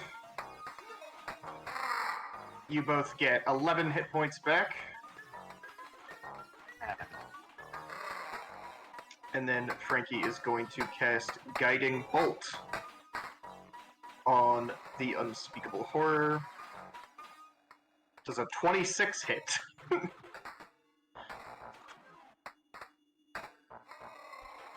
Yes. Also, wouldn't it have been awesome if your speed became 0 while you were in the air? No. Because you would have fallen immediately. 18 radiant damage to it. 18 radiant damage. It is on death's door. Nice. And that is going to be Frankie's turn. All right, Jabbers. Jabbers takes 5-foot movement step back here to take a shot with advantage because unseen attacker. Excusez-moi. We are not going to use our 30-20 to hit. All right. Jabber shoots the thing. The arrow sluices through. You see the central mass of the organs begin to leak a disgusting, like a vile yellow and green liquid that smells absolutely putrid. And it starts deflating as everyone around you begins cheering and money begins falling from the sky from the audience that you cannot see. It was 22 damage if anyone was curious. Nice. I was. Okay. And that was... I'm going to put bonus XP on this fight because I beefed his hit points up quite a bit. So it should be 975. I'm going to give you... how far are you away from level up? Is it less than that? No. It's like another 3,000 XP, slightly less. Oh, another 3,000 for real. Yeah, we're at 11... well, I am anyway, assuming we're all the same. You should be all the experience same at the level. moment because we homogenized before 5th level. So we're at 11,551 out of 1,400, or out of 14,000. Yes. All right, then let's get let's get 2,000 experience points for this fight. Sweet. So close. And you feel yourselves pulled through the abyssal nothingness of impossible directions back into the study. You feel Lord Veld's study, I should say, not the waiting room. You feel the weight of your special legendary weapons leave your person, and you hear a lone clap. Clap. Clap. You look over and you see Lord Veld just smiling this very large smile, and he's clapping, very slow clap, just clap. Clap. My goodness. You all are quite impressive. We have chosen the right potential, I think. What do you say? Probably. And Frankie's just like slumps down on whatever the nearest seating thing is available. Like clearly beat to shit still. I took my last hit dice and only got 4 hit points back, so Frankie's still only at 4 hit points. Or at 5 hit points. Oh, man. Yeah, make sure all of you do your short rest thing. And Lord Veld bows and says, "Might I give you all a gift? Treat is mine. Zit, Zit." And he claps his hands again, clap, clap, clap. And Zit comes in, bows to Lord Veld, shoots all of you a dirty look, and then produces a bottle of some kind of liquor. It is like a fluorescent green color, maybe more like an aqua green color. And there's little bubbles in it that kind of fizzle up from the bottom. And he says, "Here, it's yours, all yours." What is that, absinthe? I Oh, have think no that's idea. right. It's the last remnant of one of the many planes that has been lost. I can't remember the name anymore. But this is all that remains, and now it is yours. Exciting, isn't it? A bottle of liquor is all that remains of an entire world. It Well, must be yes. some kind of liquor. You see, I ordered about 10 of these because I knew that plane was going to disappear. And this was by far the best liquor I have ever had in the multiplanar universe. I don't know why I ever expect the same answer.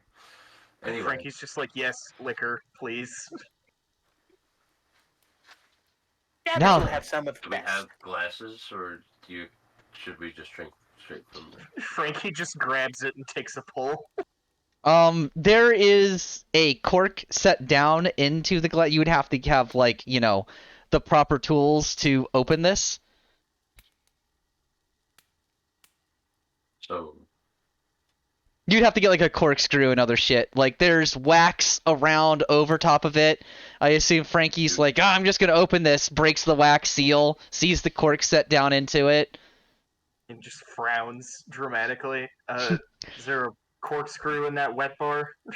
I did not really intend for you to open it right now, but, have fun celebrating and such. I must be going. Soon, very soon, you all shall be getting there very soon, yes. Busy, he says as he goes tromping out through the door. Zit Bye. close on Wait, his should we- heels, shooting you all one final glare of daggers as he disappears through the door, and it shuts. Fook! Should we leave your study? I dislike him very much. Okay, that last one was pretty rough, guys. Everybody sound off. Everybody good? Jabber's okay. After a short rest, yeah, I'm doing okay. I'm ready. Your car hurt pretty bad in last fight. He's like rubbing a wound on his shoulder. Alright, let me see what I can do. Frankie, so we're just gonna do rounds of it. Cure wounds. Gorkar. That's 16 hit points back, Gorkar. Oh, cool. I think that puts me outside of bloodied. Let me see. 9 hit points back to Jabbers.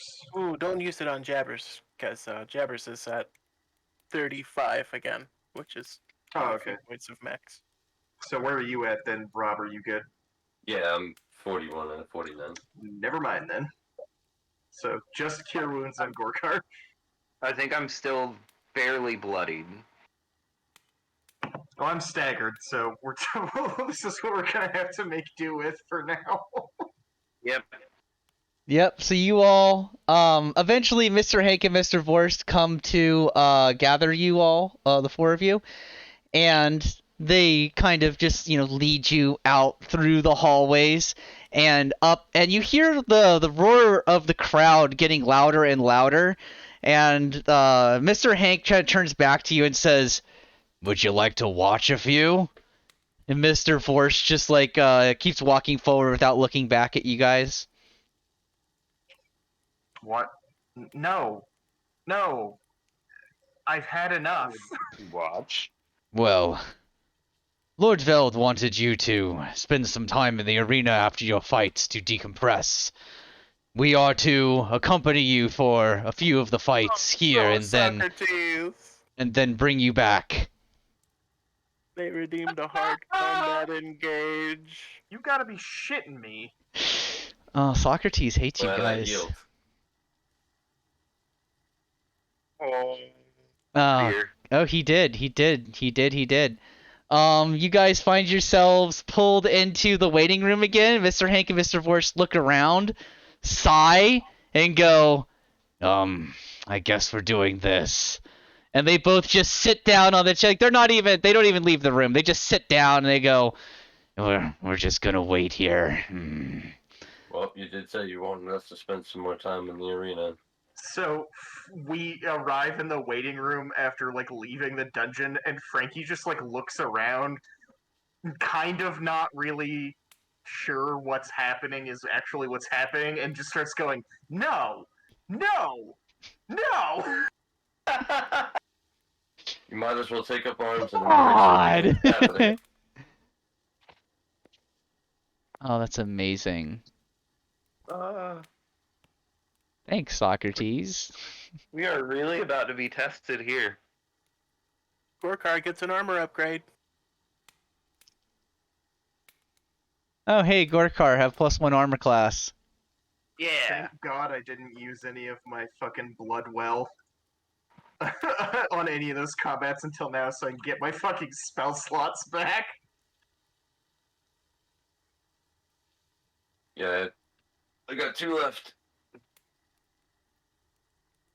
Well, here we go again. All my first level spells, and then 1 second and 1/3 level spell slot. Oh, man. Yeah, that was supposed to be it. Christ on a bike. Alright, let's do this Oh, shit. man.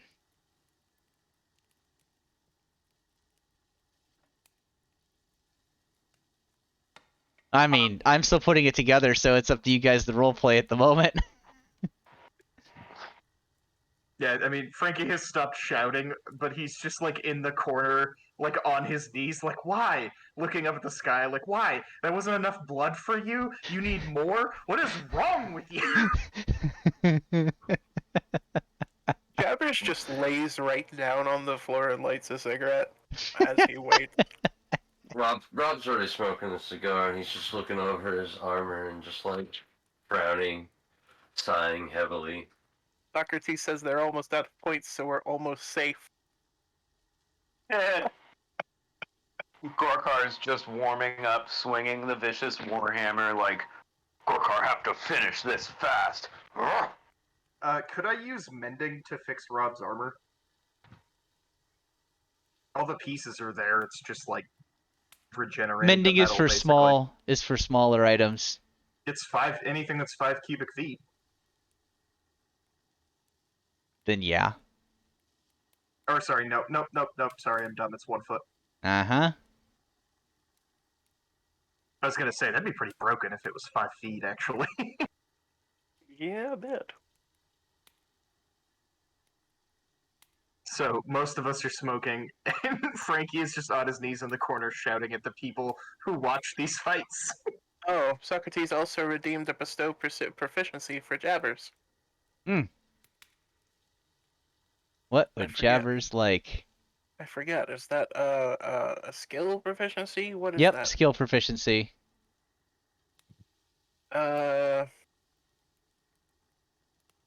Shoot, I guess. Athletics might be a good choice Yeah, in case you get grabbed. athletics. Yeah.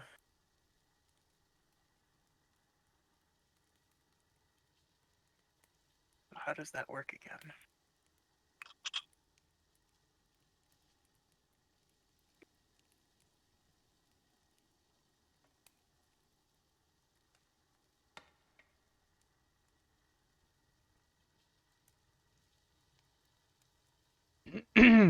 I don't know.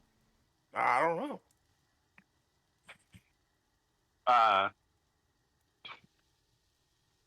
Mechanically, it works. You add your proficiency bonus to whatever's there. Okay.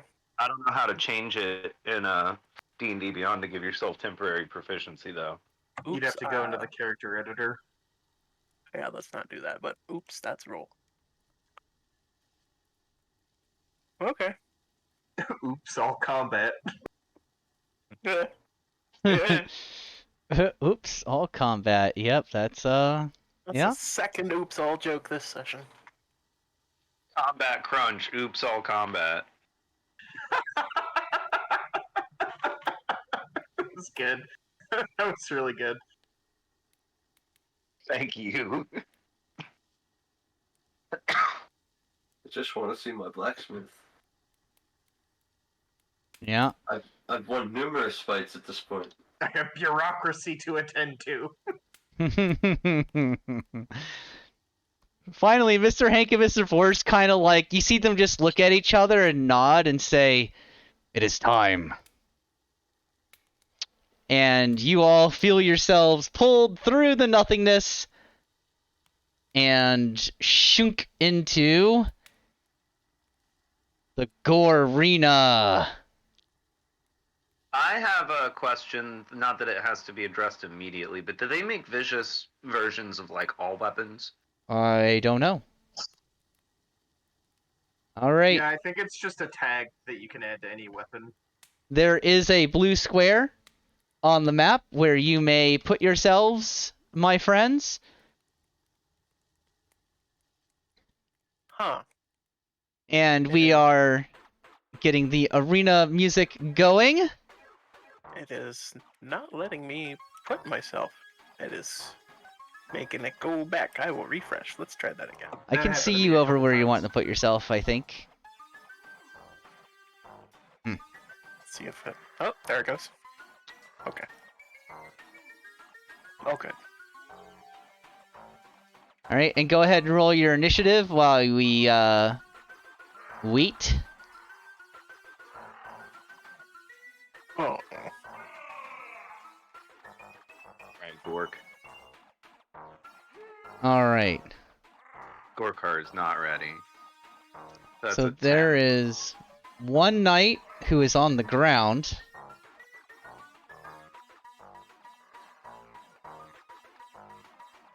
And one knight. I'm just going to put him up a little bit like that so we know. And the reason for this is because he is on the back of a strange flying creature, which is called a Star Lancer. It has like a saddle and everything, and he's riding on its back. And they're like up in the air. So we're just gonna do this. Oops, I didn't put him up in the air. Okay. And then I can do this, right? Perfect! Look at that. We can all see him, and he's there, right? So he goes with Yes. it. Yep, so we're just gonna do that. Cool. Alright, so there's two knights and a Star Lancer. And it looks like it is the Star Lancer's turn first. DM Sama, will you remove the Belt of Cloud Giant Strength from my inventory? Oh, yar. Not that I don't want that sweet +7, but, you know, or +8. Alright, you're good to go. Just refresh yourself, my friend. I think we'd all get suspicious anyway if you started rolling 30 on attack rolls when we're at level 5. Yeah. So, let's see here. 5, 10, 15, 20, 25. Alright, I'm not going to move it, and here's why. It flies in within 5 feet of Rob, and is going to use a horn attack on him. Rob, that is a dirty 20 to hit. Kinda silvery barbs that. Alright. That is a 8 to hit instead. Yeah, it's a miss. Alright, so it charges forward and tries to ram you, but at the last second you see like a whip of magic from behind you. Frankie, who's facing the wrong way at the moment. I can't access the menu to turn. For some Oh, reason, I haven't been able to this whole time. you can't just click yourself and turn yourself? Nope. Huh. Okay. No scroll wheel? Oh yeah, if you pick yourself up and scroll wheel, you should be able to turn yourself, right? Oh, that works. There we go. I didn't know that was a feature. Yes. Oh, Also, but then I it think just reversed me back. control and scroll wheel is to elevate, and shift and scroll wheel is to size. Anyway, magic. Anyway, so it uses its flyby, which is that it doesn't provoke an opportunity attack when it flies out of an enemy's reach, and so it flies back to where it started. Frankie, it's your turn. Frankie is gonna launch a firebolt at that thing.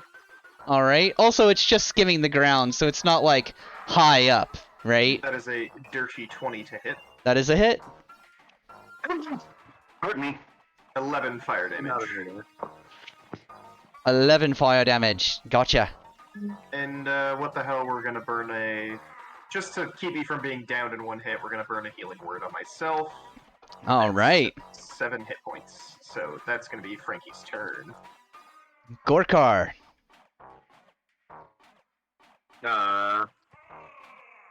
Run up to a knight and smack it after I rage. You got it. Let me see. Can you move that far? 5, 40 10, 15, 20, 25, 30 feet puts you in 5 feet of the knight. Or you could also hit the Star Lancer where it currently sits. Oh, really? Without moving? No, No. you After still have to moving. move, but it's only 10 feet above you. Ah. Well, Kill Can I the stop? mounted thing. I'd like to stop within 10 feet of the knight to Yep. force it to eat some of its movement speed to close with me. You have done so. And, let's get vicious with it.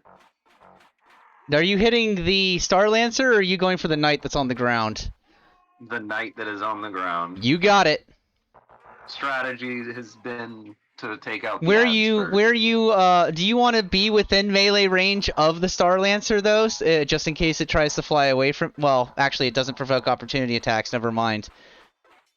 Yeah, I was pretty sure that that was just something it could do at will, so it's like, Yep. yeah. It doesn't matter, so yeah, go for it. Because, yeah, Gorkro would have to be one space to the north to hit the Star Lancer, but if he's not going for it anyway, then who cares? Does a 15 hit? A 15 does not hit one of the knights. Shit. Try it again.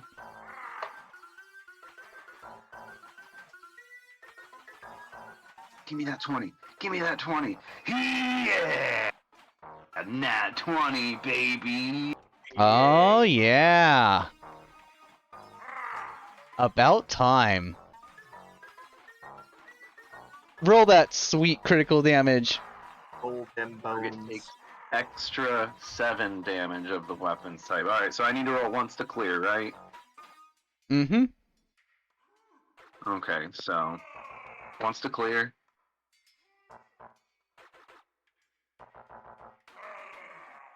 That was a cool spin animation.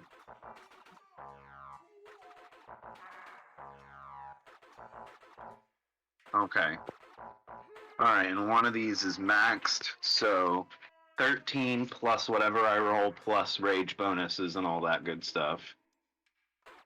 How much damage? Hang on. So Ah. calculator. I see. Oh, yeah, big money. Alright, so that's 12 plus 2 is 14, and I've been jipping myself a Oh, point of damage on my dip better Divine Fury. words. Choose better words. Denying yourself a point Denying of damage. yourself. Skimping? Let's Denying. not. Skipping is fine.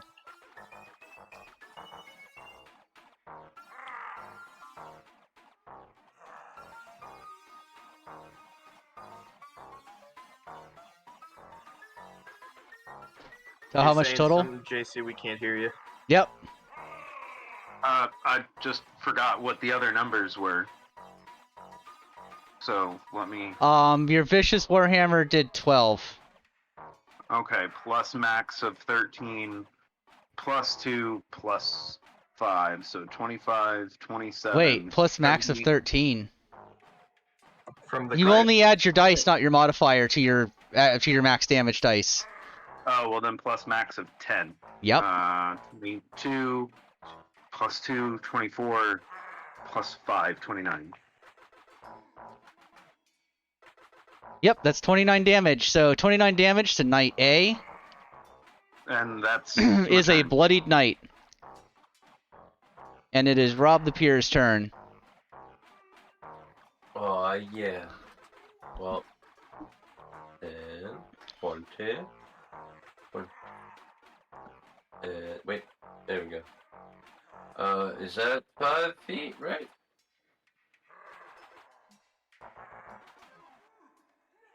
Just no, maybe we're good. What? I just wanted to make sure I can attack from here. From way back where you are? Oh, on my screen I moved forward. Hold on. Let me refresh. Also, you should refresh. I just did, yeah. Oh, no, it screwed up. That's where I was on my screen. Alright, cool. You would have to be... Well... It's 10 feet in the air. You'd have to be Gorkar and be directly underneath it. I see. Well, I can't get... Alright, hold Well, on. you can hit him from... If you get, like, here. Socrates has redeemed a critical. Oh, the Oh, next person to hit shit. crits. So, Rob, you're now standing close enough that you can hit it. It's kind of above you a little bit.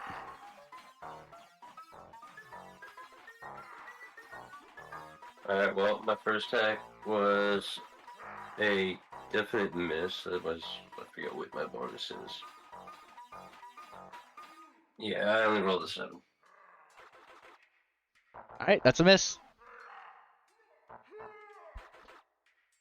Much better. That is a 24. Yep, that's a hit. Which means it's an auto crit. Yep, but you have to roll all the dice for it. Okay, so I'm Remember basically that rolling remember that twice. chat crits don't get auto max dice. You just get to roll more.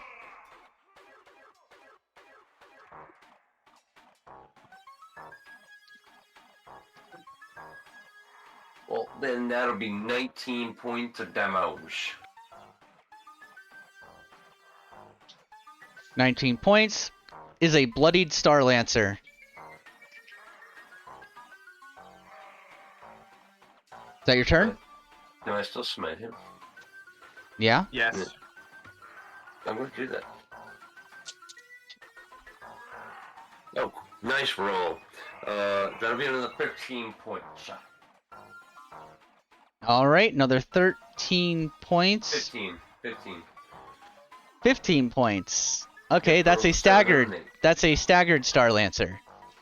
Alright, that's much better. That will end my turn. Alright. It is the knight's turns. This one is going to step into Gorkar. Flah. And this one sitting up here is going to take the opportunity to level his, let's see, range. Oh yeah, he levels a crossbow at Frankie. Of course he does. Frankie, he gets a natural 1. He gets a 2 on the house rule chart. Ultimate friendly fire. So the thing malfunctions, and it's going to do damage to himself and his mount. Sweet. Alright. The thing, Like you that, see the big thing, bag. you see the thing misfire, and he's gonna take 7 damage. He goes, you hear him go, ah, fuck! And the Star Lancer lets out an angry roar as some pieces of metal and wood kind of cut it for 4 damage. The other knight is gonna be like, "You idiot!" And he is going to swing with his greatsword at Gorkar. That is a 15 to miss. He makes another attack. That is another 15 to miss. It is now Jabber's turn. Kill the flying thing.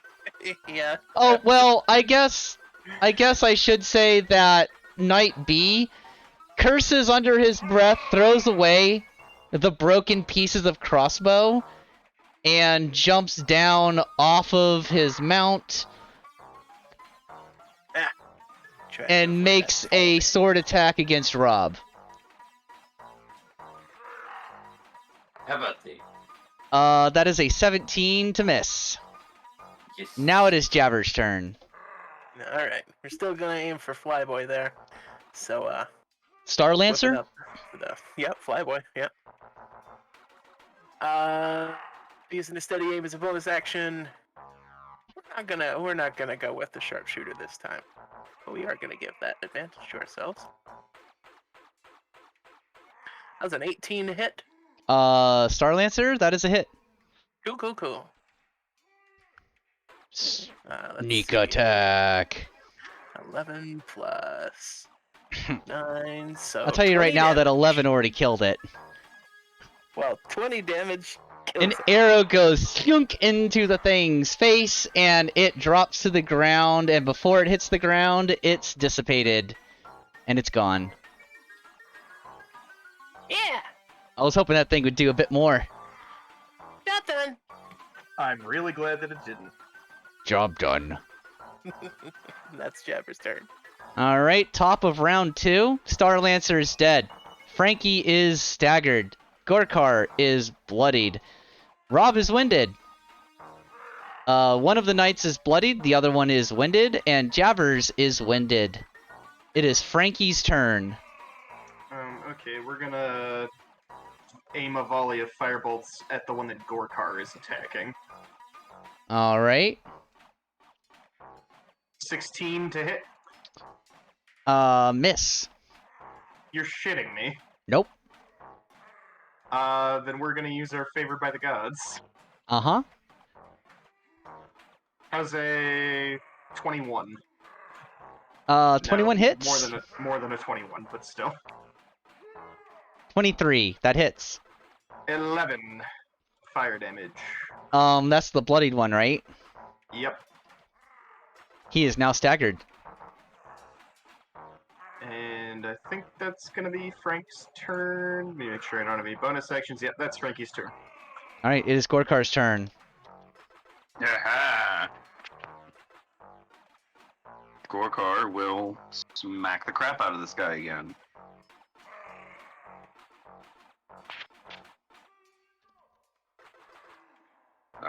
Come. You can do it. Maybe we can help. We're gonna go with the Great Axe this time.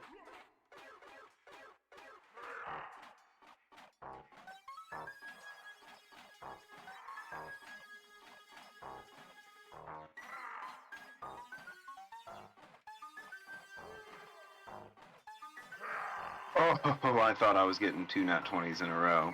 Would have been a little bit disappointed.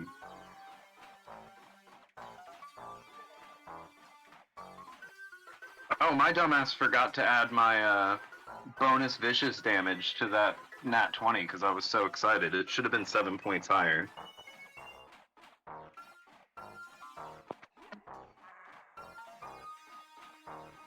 So you Wait, did did I- a 21 to hit. And that's a hit. And you were hitting the one in front of you? Mm-hmm. And you did how much damage?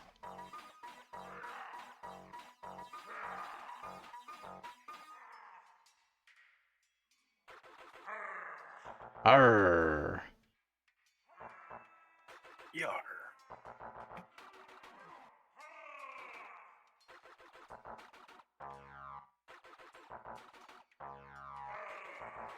Did we lose you there, Gorkar?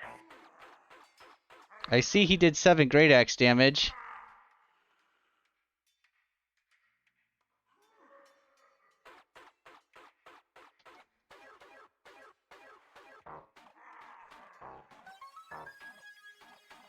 And he rolled a 15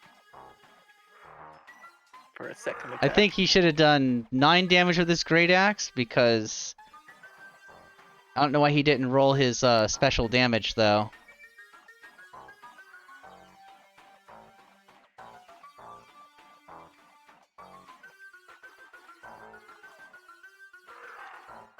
Maybe we'll never know. 1, 2. Welcome back. We need your radiant damage from the first attack, don't we? Oh, well, yes, you do. Duh. Also, my rage damage, because I didn't add that either. I added that in already. Okay.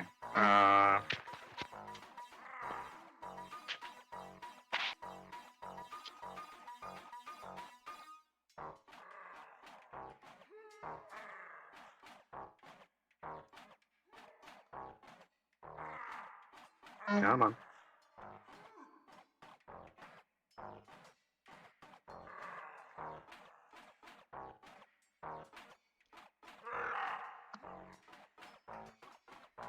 Okay.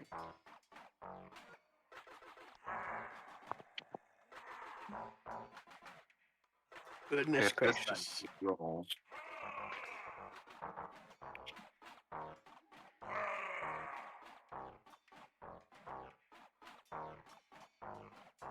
Just waiting on D&D Beyond.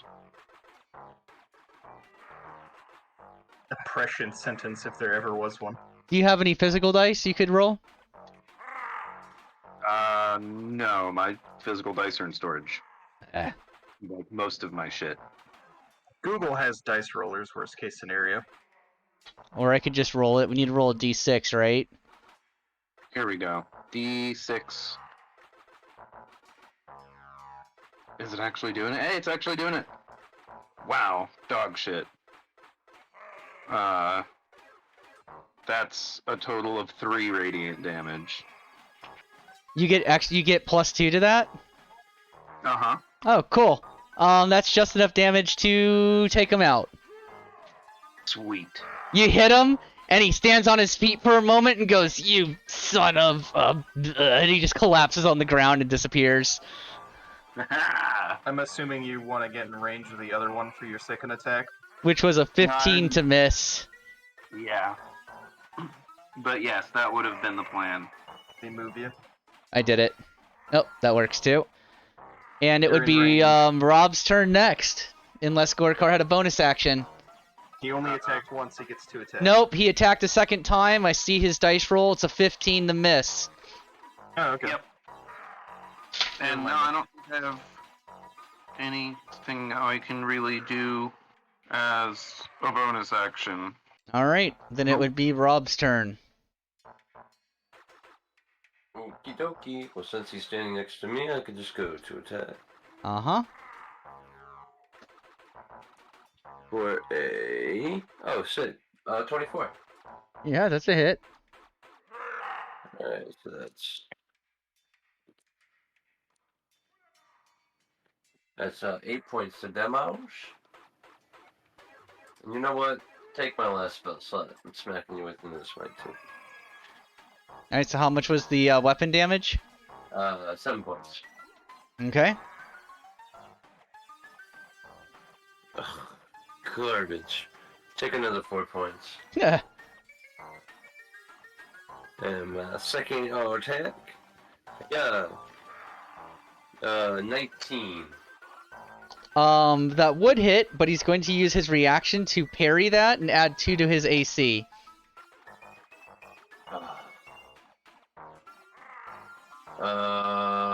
Well, I did about all I can do. Then my turn.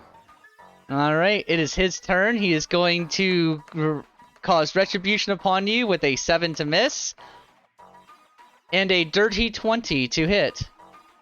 That'll hit. He deals 14 slashing damage to you, Rob.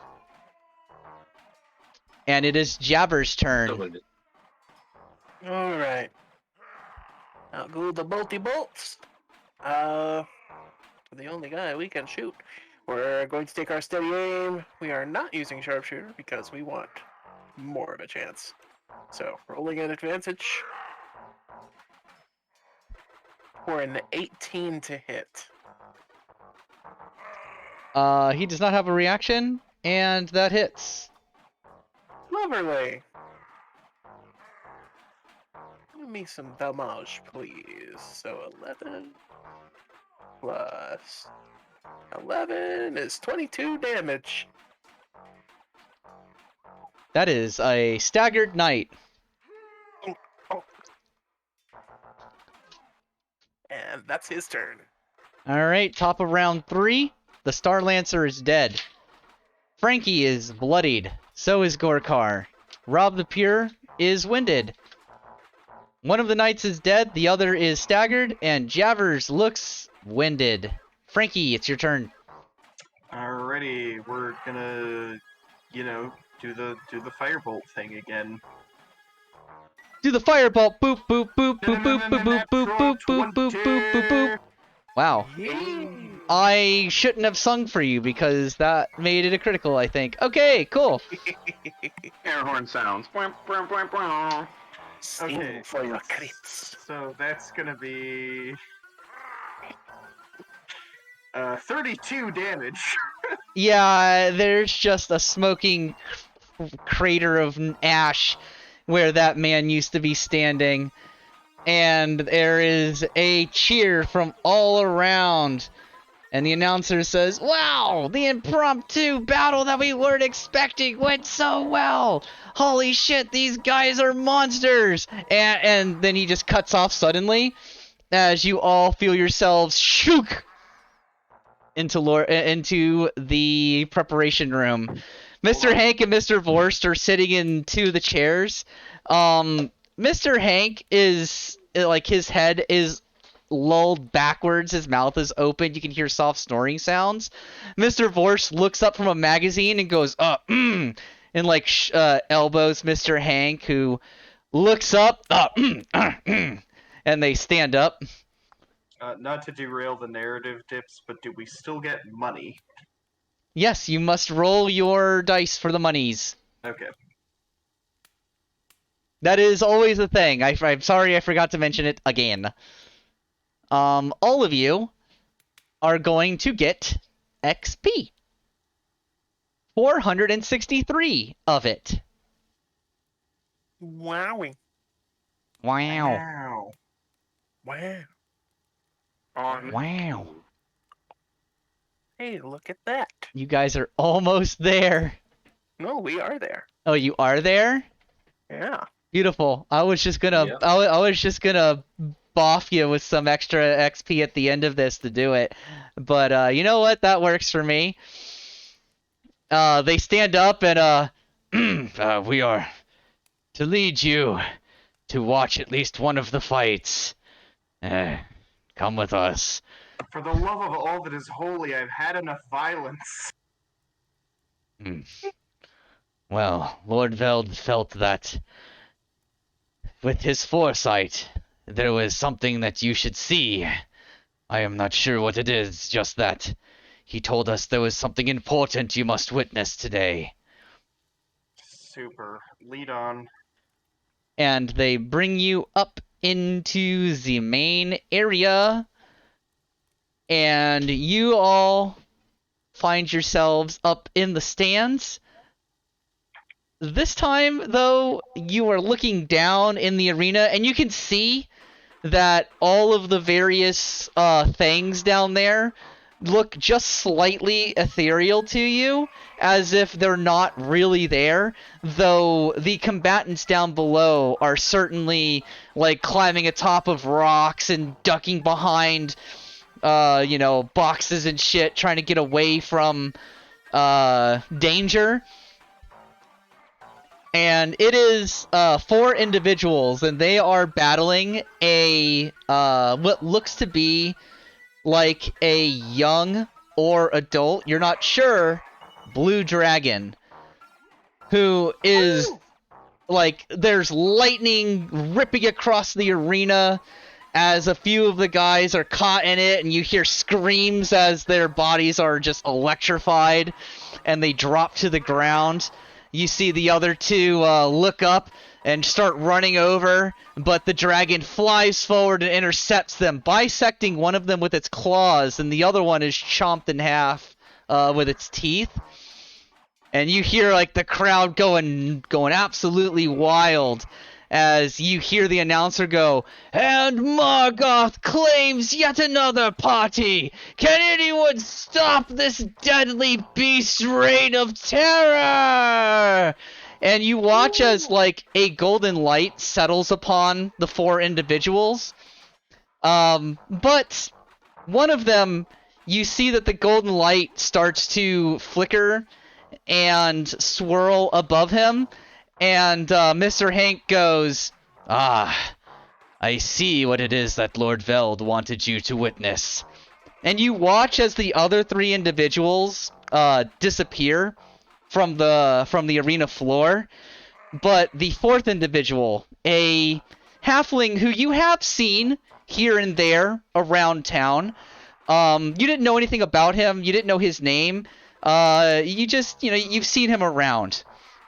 But you watch as his body slowly lifts up and begins to spin, and then you watch as the collar around his neck turns black and shatters, and his eyes come open, his mouth flies open with a scream of primal fear and pain, and he begins writhing as a number of guards come running out to subdue him and effectively put him in chains and a straitjacket, and he's hauled off.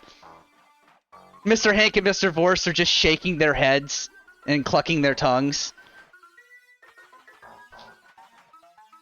What just happened there? That is what happens when you die one too many times in the city and the magic fails to resurrect you. He has lost his sanity forever and is to be thrown into the dungeon to be a part of the trials that the heroes must face.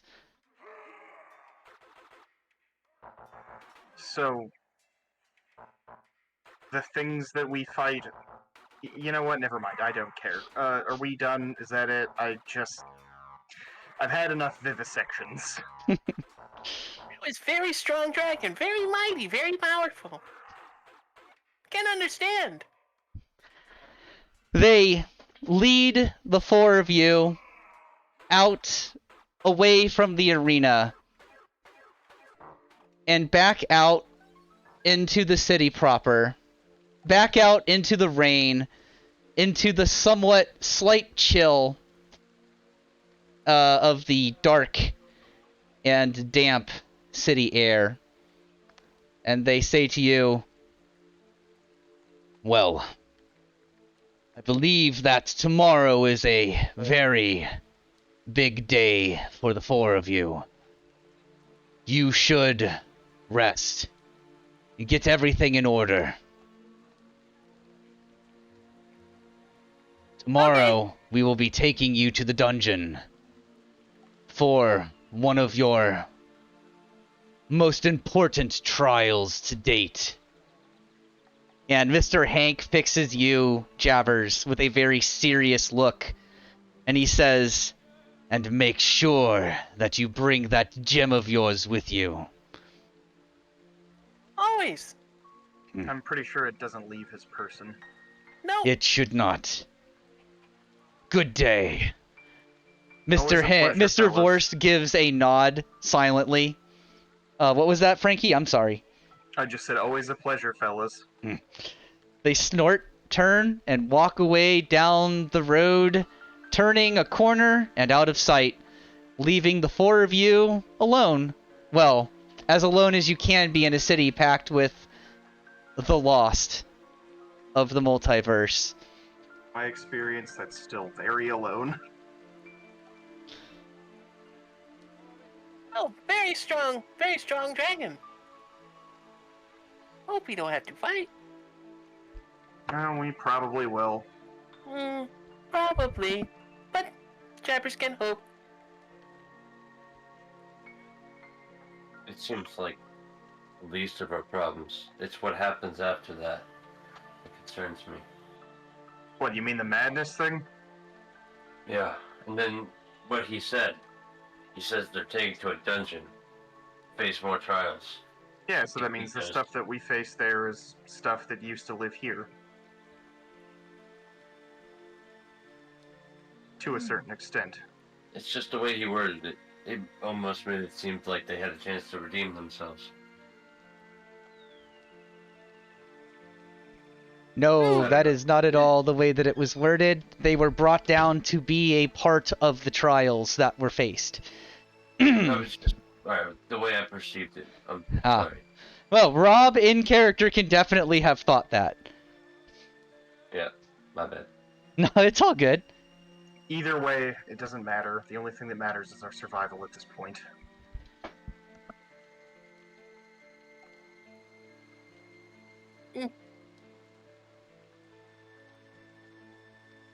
No. What now? We take care of, things? I believe everybody else had something to take care of. Jabbers, don't you have an appointment to get to? Yep.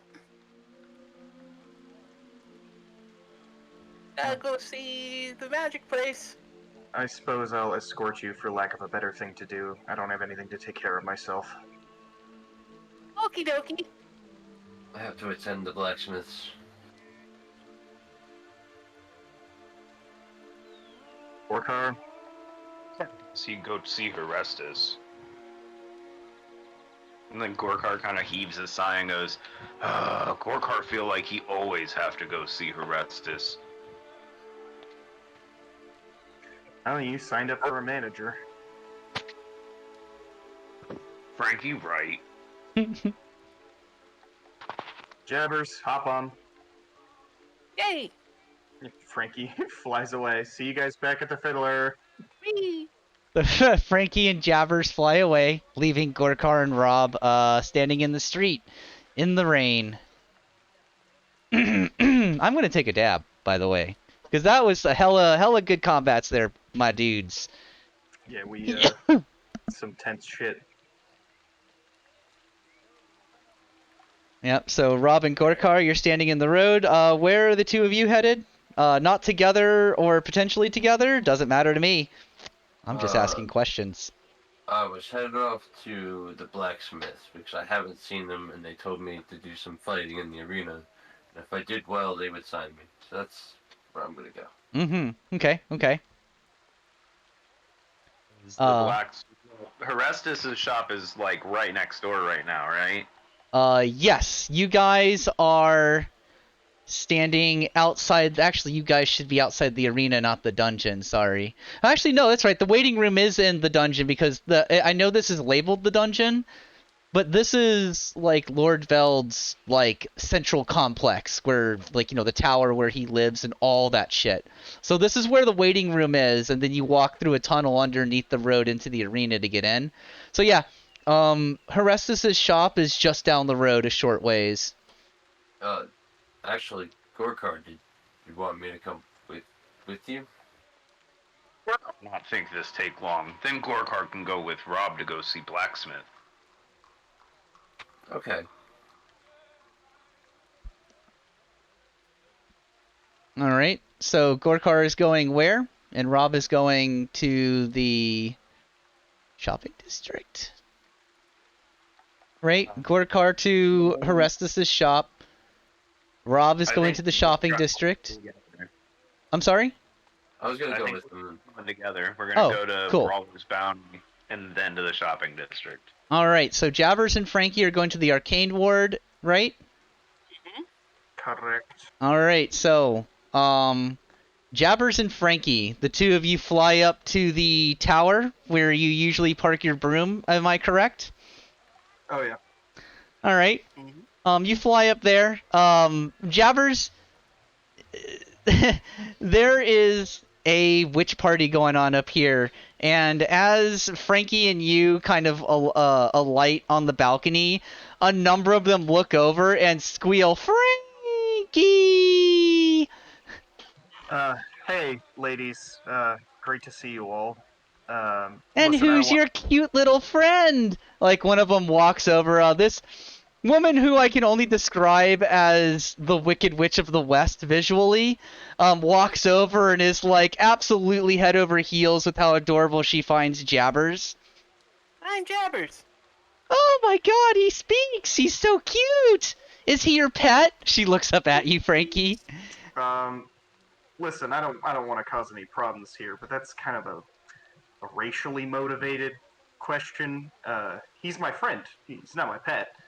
We are Jabbers equals. is Jabbers' own lizard. Oh, you are, aren't you? Oh, you're so cute. Listen, ladies, I don't want to be rude, but we've had a very, very long day, quite frankly. You know, Fated Heroes, Trials from Lord Veld, that whole thing. Oh yes, but we were watching your fights, including the extra one that we did not expect. Very exciting. Now we have bureaucracy to wade through, the true battle. I'm sure you understand. So I'm going to take my buddy Jabbers in here, and I'll hopefully see you girls on the way out. The three of them shudder when you say bureaucracy, and they're just like, you know, they're immediately uninterested in what you're about to go do, and they're just like, oh yes, have a good time, Frankie. Oh, do come back to see us, Frankie, and bring your cute little lizard friend with you again. Oh, as you're walking out through the door, and then it closes, thunk, leaving you in the nondescript, seemingly randomized hallways of the arcane ward. Jabbers just looks at Frankie like he's blaming him for something. Listen, man, I didn't want it to go down like that. Let's just get this over with. I really need a drink. Yeah. Sooner we leave place, the better. Sooner begun, the sooner done. Let's go find that office. Frankie's gonna try to navigate them to it. Enchantment department. Oh, as soon as you say, let's go find that office, and you turn, the door that you walked through is suddenly a different door. The door that you're looking for. Oh, thank God. As soon as you make your intention of where you want to go known, you find it. That's how this works. Right. So we're in the enchantment office then? Enchantment department. Enchantment? I am recovering. Yes. Enchantments. When you open the door, that sound plays. Enchantment. A few people look up to see you walk in. A couple of people that you see in here, were in here the last time you came in. Like, a lot of them are the same people that you saw sitting in here the last time you came in. As if they've never moved, actually. Poor souls. Jabbers couldn't And do then it. you look up at the clock and you realize that barely a minute has gone by in this room since you left. I dislike this place. Yeah, try not to think about it. It gets worse the longer you think about it, trust me. I know. Jabbers starts to look for this Arcanist Ken. So you walk up to the secretary window. Yep. Yeah. Now, though this is the same place you were at before, and the waiting area looks mostly the same, you walk towards where the secretary is and realize that nothing looks the same at all. But the same person is sitting behind the desk, and they say, "Welcome to Enchantments. How can I..." "Oh, you're back. Good. We're ready. Go on in the back." Okay. And a door, you hear click, and then it swings open a bit. Thanks, gorgeous. Oh, Jabbers goes. Well, I mean, this is because you have an appointment. Yes. So you walk in through the door into a nondescript hallway with just row upon row of doors as far as the eye can see straight ahead. And about 25 doors down on the left, you see one of the doors kind of open into the hallway. Lizards first. Alright, Lizards first, and Jabbers goes in first. Roll initiative. I'm kidding. I Dear hate God. Oh, that would be funny. You walk in and see the gentleman from the last time, looks up from a stack of papers, and he's got like a little scroll sitting in front of him, and he goes, welcome in, welcome in. We are ready for you. It is your appointed time. it. Yep. He goes, this arrived a few seconds after you left. I assume that, since it took you a second longer than I expected, that you must have been delayed about a day. Yes, on the orders of our magnanimous overseer. Hank and Vorst should have told you, to delay appointments. Yes, They that is why said you they were did. allowed in. Oh, You have an appointment for now, in fact. You are always exactly when you need to be here. When you come when asked. Which was That's today. Your great, appointment 'cause- time didn't change for me, though. Anyway, yeah, here. that's good. He hands you a scroll, Jabbers. And he says, go to the place where you usually sleep. Stand on top of your pillow, barefoot, with your pants on your head. This is important. And Okay. and read this. Okay. I'm sorry. We actually gave this to an intern to make, and he's a bit of a jokester. He will be punished, but this is what we've got. I'm gonna make an Arcana check to see, like, look at the scroll and see if this is true or if this guy's just fucking with us. Oh yeah, go for it. Jabbers is just nodding his head. He's like, yeah, I believe it. Oh, that's a 4. Frankie has no idea. For you, Yeah. you have no idea. I mean, roll. What's your passive insight? No, not high. 14. I mean, as far as you can tell, the dude's being serious. Because the way that the inflection in his voice when he said, you know, the intern responsible, will be talked to, accordingly. The way that he inflected that, yeah, some intern thought this was funny and made it so that you had to do this as part of the ritual. Frankie just shrugs and goes, yeah, magic's pretty weird. Oh, Yeah. it didn't necessarily have to be like this, but, well, he is creative, if nothing else. We'll take your word for it, Kenny. Sure. If that is everything, That is everything. you didn't happen to, need a spell to make the ladies think you are extremely handsome? Or, perhaps vile, if that's what you want? I don't judge. Wait, You know, attract or just- repel. Jabbers just turns to Frank. He's like gesturing. This is your thing. I don't need magical help in that department from what I Oh, have no, I established. wasn't suggesting anything. It's just one of the things that I must offer. You know, and he hold like on. points out a little list of like, you know, suggest one of these things before client leaves in bold letters at the top. And he You just try shrugs and goes, upsell. haha. You try upsell. It happens in retail.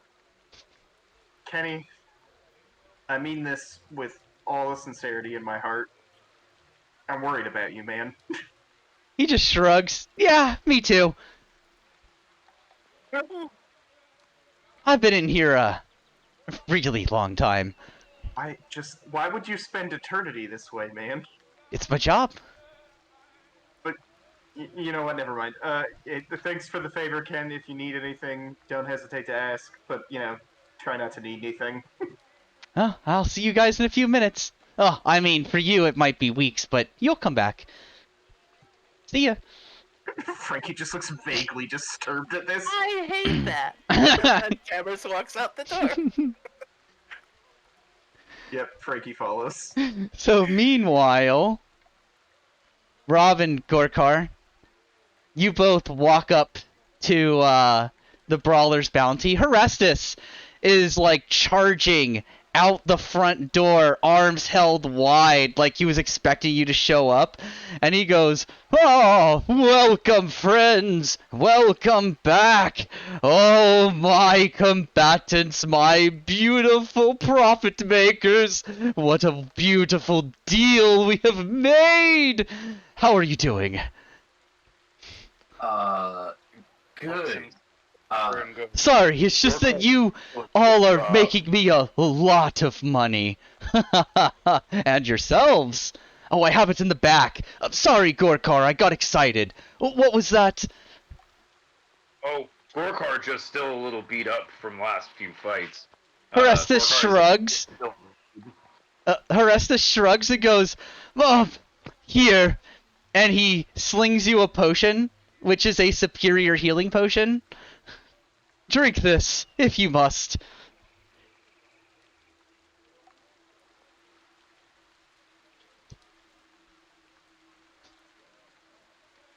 Let's see. What is a superior healing potion? I said that without really knowing which one that was exactly. I think that's 48 plus some. 48 plus 4? I think so, yeah.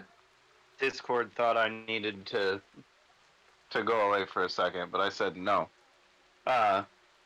Before downing it, Gorkar is going to suggest 8d4 plus 8. Sorry.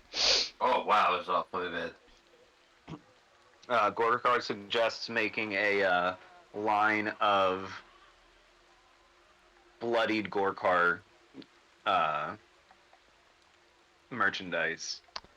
He catches your hand as you're tipping it up to your lips, and he goes, "Oh my, you're right. Do you mind holding off on that for a few minutes? I have some people that want to capture this before you, you know." Gorkar corks it and says, "Gorkar ready to model." Oh, good, good. Oh, hello there, Mr. Rob the Pure, or is it Brother the Pure, or how do I, what is the proper way to address you? Also, what am I putting on your merchandise? I was thinking, trying to brand the initials. I feel like my name's too long to really say and chant. What? But RTP? Right.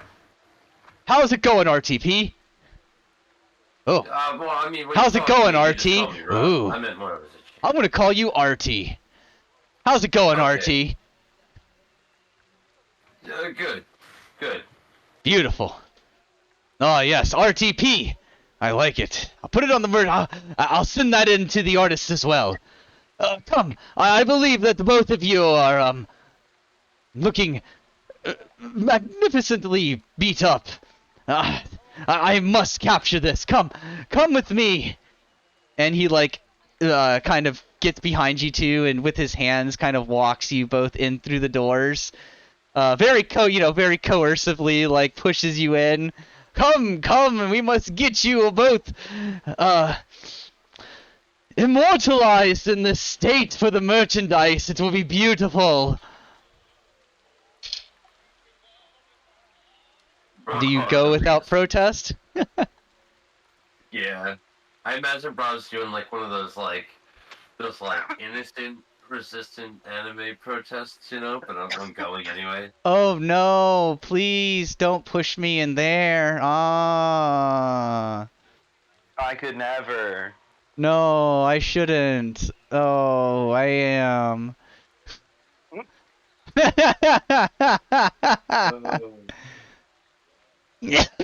No, I shouldn't. Oh, I am. So make sure that you all, by the way, are at the baseline for level 6, but don't level yourself up to 6. Because that'll be important. You're starting at the baseline next session. Not that we're stopping right now. But Gorkar and Rob, you both go into the back, where Horestus quickly... Sorry, that dab really got me. Horestus calls in like 10 artists of varying races. There's like, you know, there's another log, you know, there's another elephant person painting with their trunk. There is a bugbear with like a goblin squire next to him. The goblin seems to be directing what goes where, and the I said hobgoblin, right? No, I said bugbear. Good. The bugbear is the one who has the artistic talent, but the goblin is the one that's like, okay, this goes here, paint this. And the bugbear is just following directions. It's kind of opposite day looking for what Gorkar is used to. And then a number of others, like an elf, a human, a grung, whatever. And yeah, so I need both of you to roll a performance check, please, as you pose for the artists. Also, you may describe what it is that your character is attempting to pull off. Whether it comes off as cheesy or not is the performance. Okay. I'm gonna obviously attempt to do your typical heroic stance. Okay. Oh, would you look? Oh no, we lost him in the middle of what he was saying. Oh, thank you, dice people. 42. 42? 22. Oh, 22. I was going to 22. say, Jesus. I mean, I'll take a 42. That's how magnificent Rug was.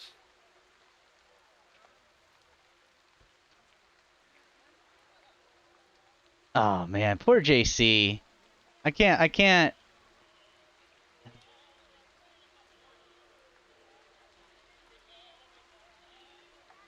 feel bad. Hashtag feels bad, man. Character sheet. Twitch. Hey, welcome back, JC. So, what did you get for your roll? Hang on, I gotta reload my character sheet. You got it. D&D Beyond does this thing to me sometimes where, like, I can no longer, like, actually press any of the rolls. I So see. I have to Yeah. reload it. Alright. Ooh. Efficiency and performance. Don't roll like shit. Oh, nice. 21. And Rob got a 22. Hell Alright, so yeah. Rob and Gorkar, you both kind of pose very, like, you know, your own kind of dynamic pose, and Horestus goes, "Oh my gosh, you both do that, but stand closer together.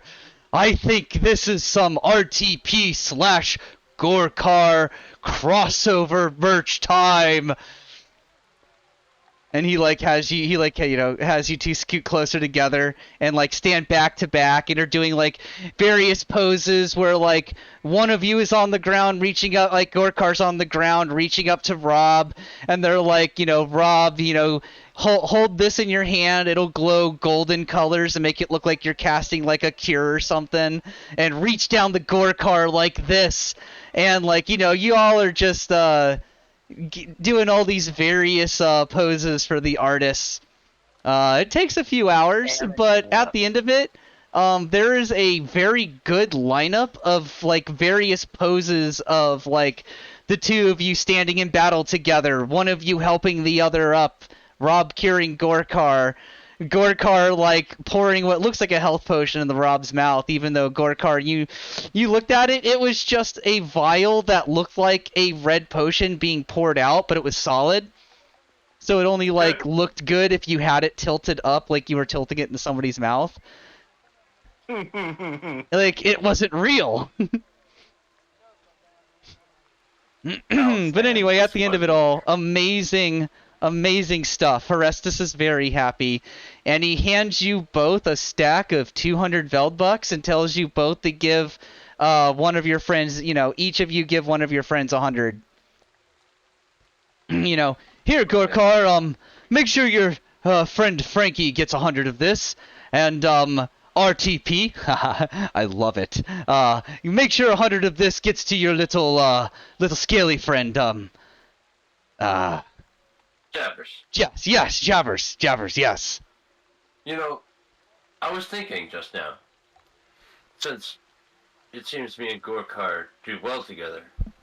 Maybe like a line of like athletic stuff. Maybe some protein drinks or something. Protein drinks. Or You will muscle have to tell me workout. more about these protein drinks. Or workout stuff. I mean, people have to be bored here. Gorkar think you talking about like proprietary supplemental blend. I love those buzzwords, and I'm going to use them. He's like, Jeez. he looks over at like a nearby human, like his assistant today anyway, and he says, write all that down quickly. I like it. I never thought I'd be saying this, but even in my fantasy, I cannot escape supplement ads. And do ask your other two friends to stop by. Gorkar, it's good to drink the potion now. 8d4 plus 8, Gorkar?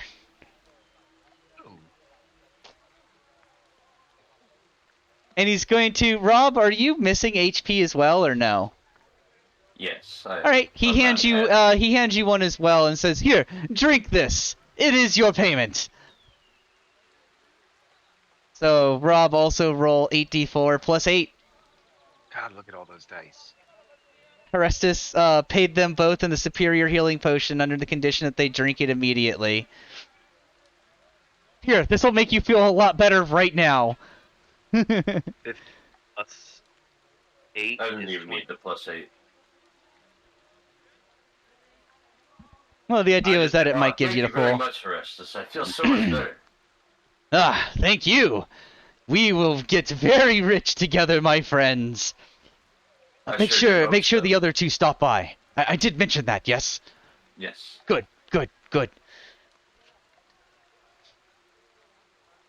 So, RTP and Gorkar head out of the Brawler's Bounty a little bit richer. And, I believe it would be at about this time that Frankie and Jabbers are gently floating down from above. The party had ended sometime from when you came through before to when you came back, Frankie. So it was just like you walked out into the hallway, out onto the patio, and party's over. There's nobody here. That's fine. Frankie isn't in the mood to chat with the girls right now. The witches. Yeah, we're fine with that. And yeah, the two of you, like, you come out, you look down, and you tongue-tied. You immediately see RTP and Gorkar walking out of the Brawler's Bounty below. Frankie just kind of Kiki's delivery service lowers them down vertically in front of them. Bye! Oh, hi, Jabbers. Hi, Frankie. Well, we got the thing. We got paid. Oh, nice. So, first round's on you guys then. Well, you guys got paid too. Wait, what? Orestes wants to see you, but I got your share here. And Rob will actually hand Jabbers 120 gold pieces. Well, Woo! Veldbucks. Velbucks. Which are equivalent to gold pieces, yes, but Veldbucks. What a... Jabbers, I gave you a little bit extra. You always got our back, so I appreciate that. Oh! Thank you! Bribe Nice the, to be appreciated. bribe the thief. Yeah, I got it. That makes sense. There's no bribery involved. I actually appreciate it. Gorkar, are you giving Frankie his cut? Yes. Gorkar Okay. hands over 100 Veldbucks. Oh, wow, this is all mine? That's what Orestes tell Gorkar to give you. That's what Gorkar got. Oh, cool, because, I'm not gonna lie. I was pretty broke until that. Good thing Gorkar have not wisdom to go to Orestes. Yeah, good on you. Well, I mean, I guess we could go in there and talk to him. Might as well, so whole party can go back to Fiddler's, there. I can words, and I can Gorkar accent. I can do them both. We'll do that. The Broken Fiddler? Ow. Oh, you didn't want to go to the blacksmith? Yeah, we gotta go to the blacksmith. Oh yeah, we Yeah. gotta go to the blacksmith first. Maybe they can take out all the tarnish marks out of my armor. Does Horestus want to speak to both of us, or just Frankie? Because Jabbers hasn't made a deal with him yet. I believe he said both. Alright, well, you guys go to the blacksmith, and Jabbers and I'll go talk to Horestus, I guess. Okay. And the party meets up for a moment, exchanges money, and splits again. It's beautiful. So, Frankie and Jabbers, the two of you walk into the Brawler's Bounty, which I forgot to give us the sounds of Horestus' shop the last time, and I'm so sorry. So you walk into the Brawler's Bounty, and Horestus is standing nearby, like he was watching out the window, so he's just smiling this big smile as you walk in the door, and he says, well, it looks like the two of you have come in for business, and I believe one of you has smelled a good deal, have you not, my little friend? And he's looking at you, Jabbers. Maybe. Jabbers might want negotiate rate. Indeed. I believe I have given your friends 3 identical contracts thus far. How about I draw you up an identical contract as well? And we call it a good, pure 4-way split. With the total amount being 4 times the amount that I was planning to give just Gorkar. Meaning each of you gets as much as I was planning to give Gorkar originally. Jabbers think all friends sign contract without negotiating terms. Jabbers not think that his fault, nor Jabbers think he should be one to suffer because of it. Ah, I see. You wish to negotiate more terms. Ah, and you see Horestus gets an even bigger grin on his face. It seems that he really, really likes this. And he says, my friend, I love making good deals. How about you and I go into the back after we finish business with your half-elf friend here? Sure. Was there anything you wish to discuss with me there, Mr. Frankie? Me? I just muted myself. Hold on. How do I undo that? We can hear you. You're fine. Stop it. There we go. Jesus Christ, computer. Okay, I'm back. I muted myself. We could still hear you that whole time. I know. I know. That's why I was still talking. Wait, me? Gorkar and Rob said you needed to talk to me. Well, yes. We've completed our contracts, or no?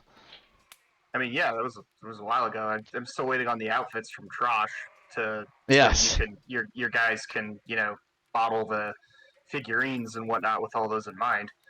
Well, if the two of you wouldn't mind, well, I believe that we need to draw up and do our business with our friend Jabbers. It was, yes. And our good friend Jabbers here needs to negotiate terms. And after which, I believe that I heard someone say something about whole gang.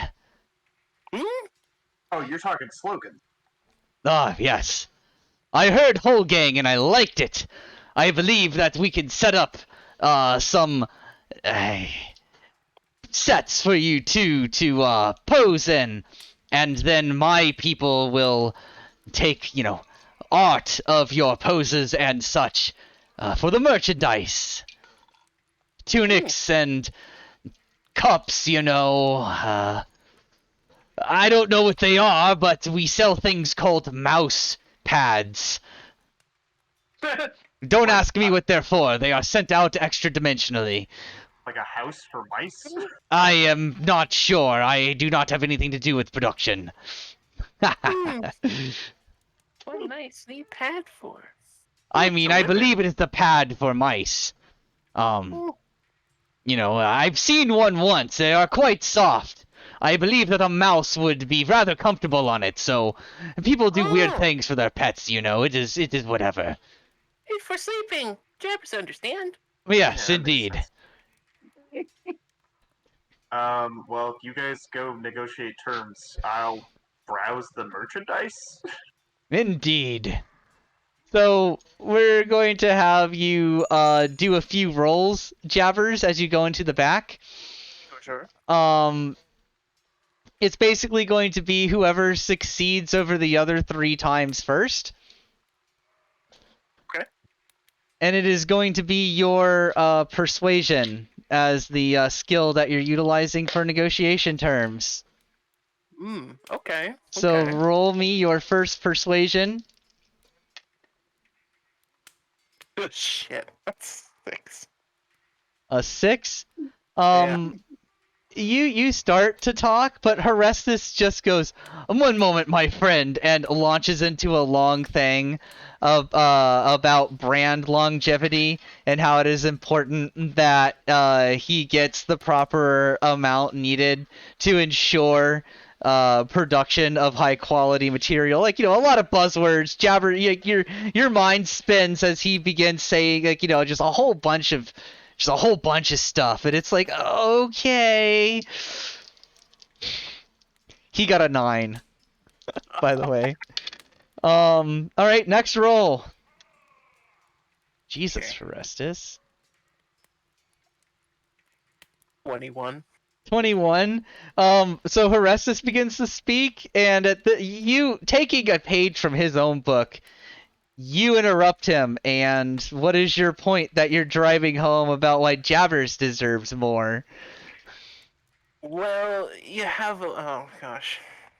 Now you're gonna put me on the spot. I don't know. You I don't drive have to. home It's that you get fine. most of the kills. Yeah.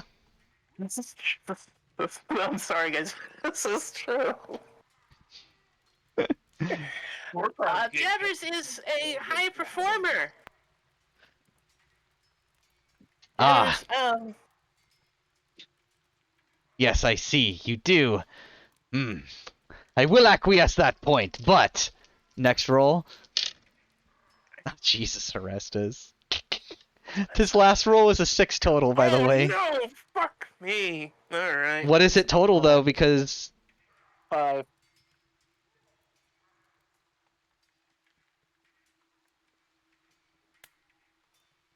Jabbers? Hello. I said 5. 5? Yeah. He got a 7. He launches into his point. Again, more word salad that makes your head spin. Okay, next roll. That's 2 Horestus, 1 Jabbers, right? 8. Wait, what's the score? Oh, God. My brain melted just now. What is the score, damn it? 2-1. Yeah, I think It is was 2-1? Alright, what did you get, Jabbers? 8. 11. Horestus gets an 11. He makes a really good point about the amount already being pretty skimpy for his side of the deal. Like he shows you the numbers and everything and like what everything's spent on, and you see like the tiny amount that he actually keeps for himself out of it, and it's like, oh, he's only getting like 5 Veldbucks each out of us for himself. His business is making a lot of money, but most of it's being spent on like he has like a large amount on marketing. Very little of it is overhead. Yeah. There's like 10% overhead.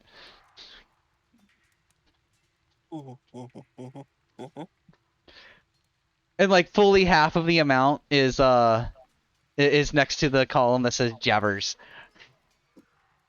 Well, I should say that fully half of it is split out into 4 parts where you see, Jabbers, Rob, Gorkar, and Frankie.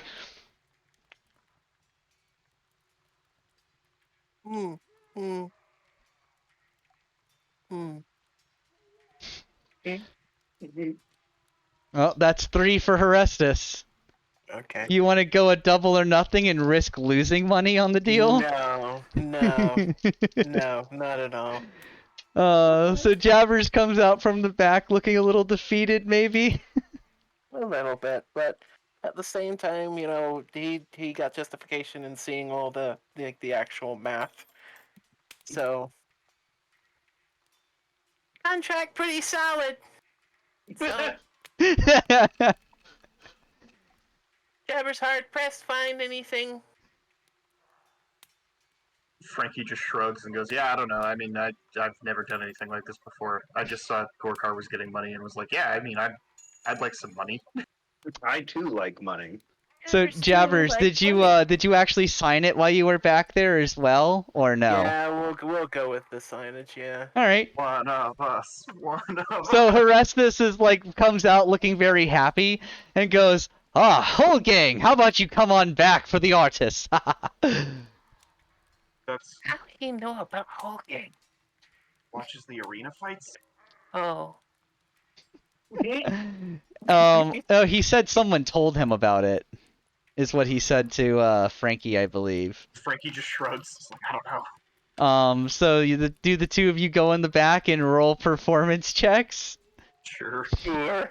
All right, that's a performance from each of you. It's definitely not Jabber's court.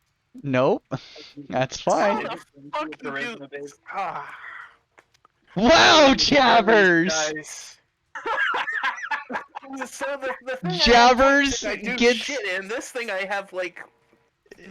Jabbers gets up there, and Jabbers, you look around at the artists ready to paint you, and you feel it within your bones, within your blood, within your scales, within your heritage. You were born for this. Jabbers is like, dude, Horestus, like, he begins, like, doing the usual fawning over who he thinks is his favorite subject on Frankie, but his attention is very quickly pulled over to Jabbers, and he is very quickly Team Jabbers, as he's just adoring over him, just plying praise of how amazing he is, and oh my gosh, that pose is so beautiful or so majestic, and oh my god, Jabbers, we're gonna make so much money, among other things. Frankie, you feel completely forgotten, though. Your performance was good enough that, like, yeah, I mean, you're right up there, like, you're a part of the action and all the poses and stuff, but Horestus definitely seems to be obsessed with Jabbers right now, which is kind of a nice change, seeing as how he was kind of racist towards Jabbers at the beginning.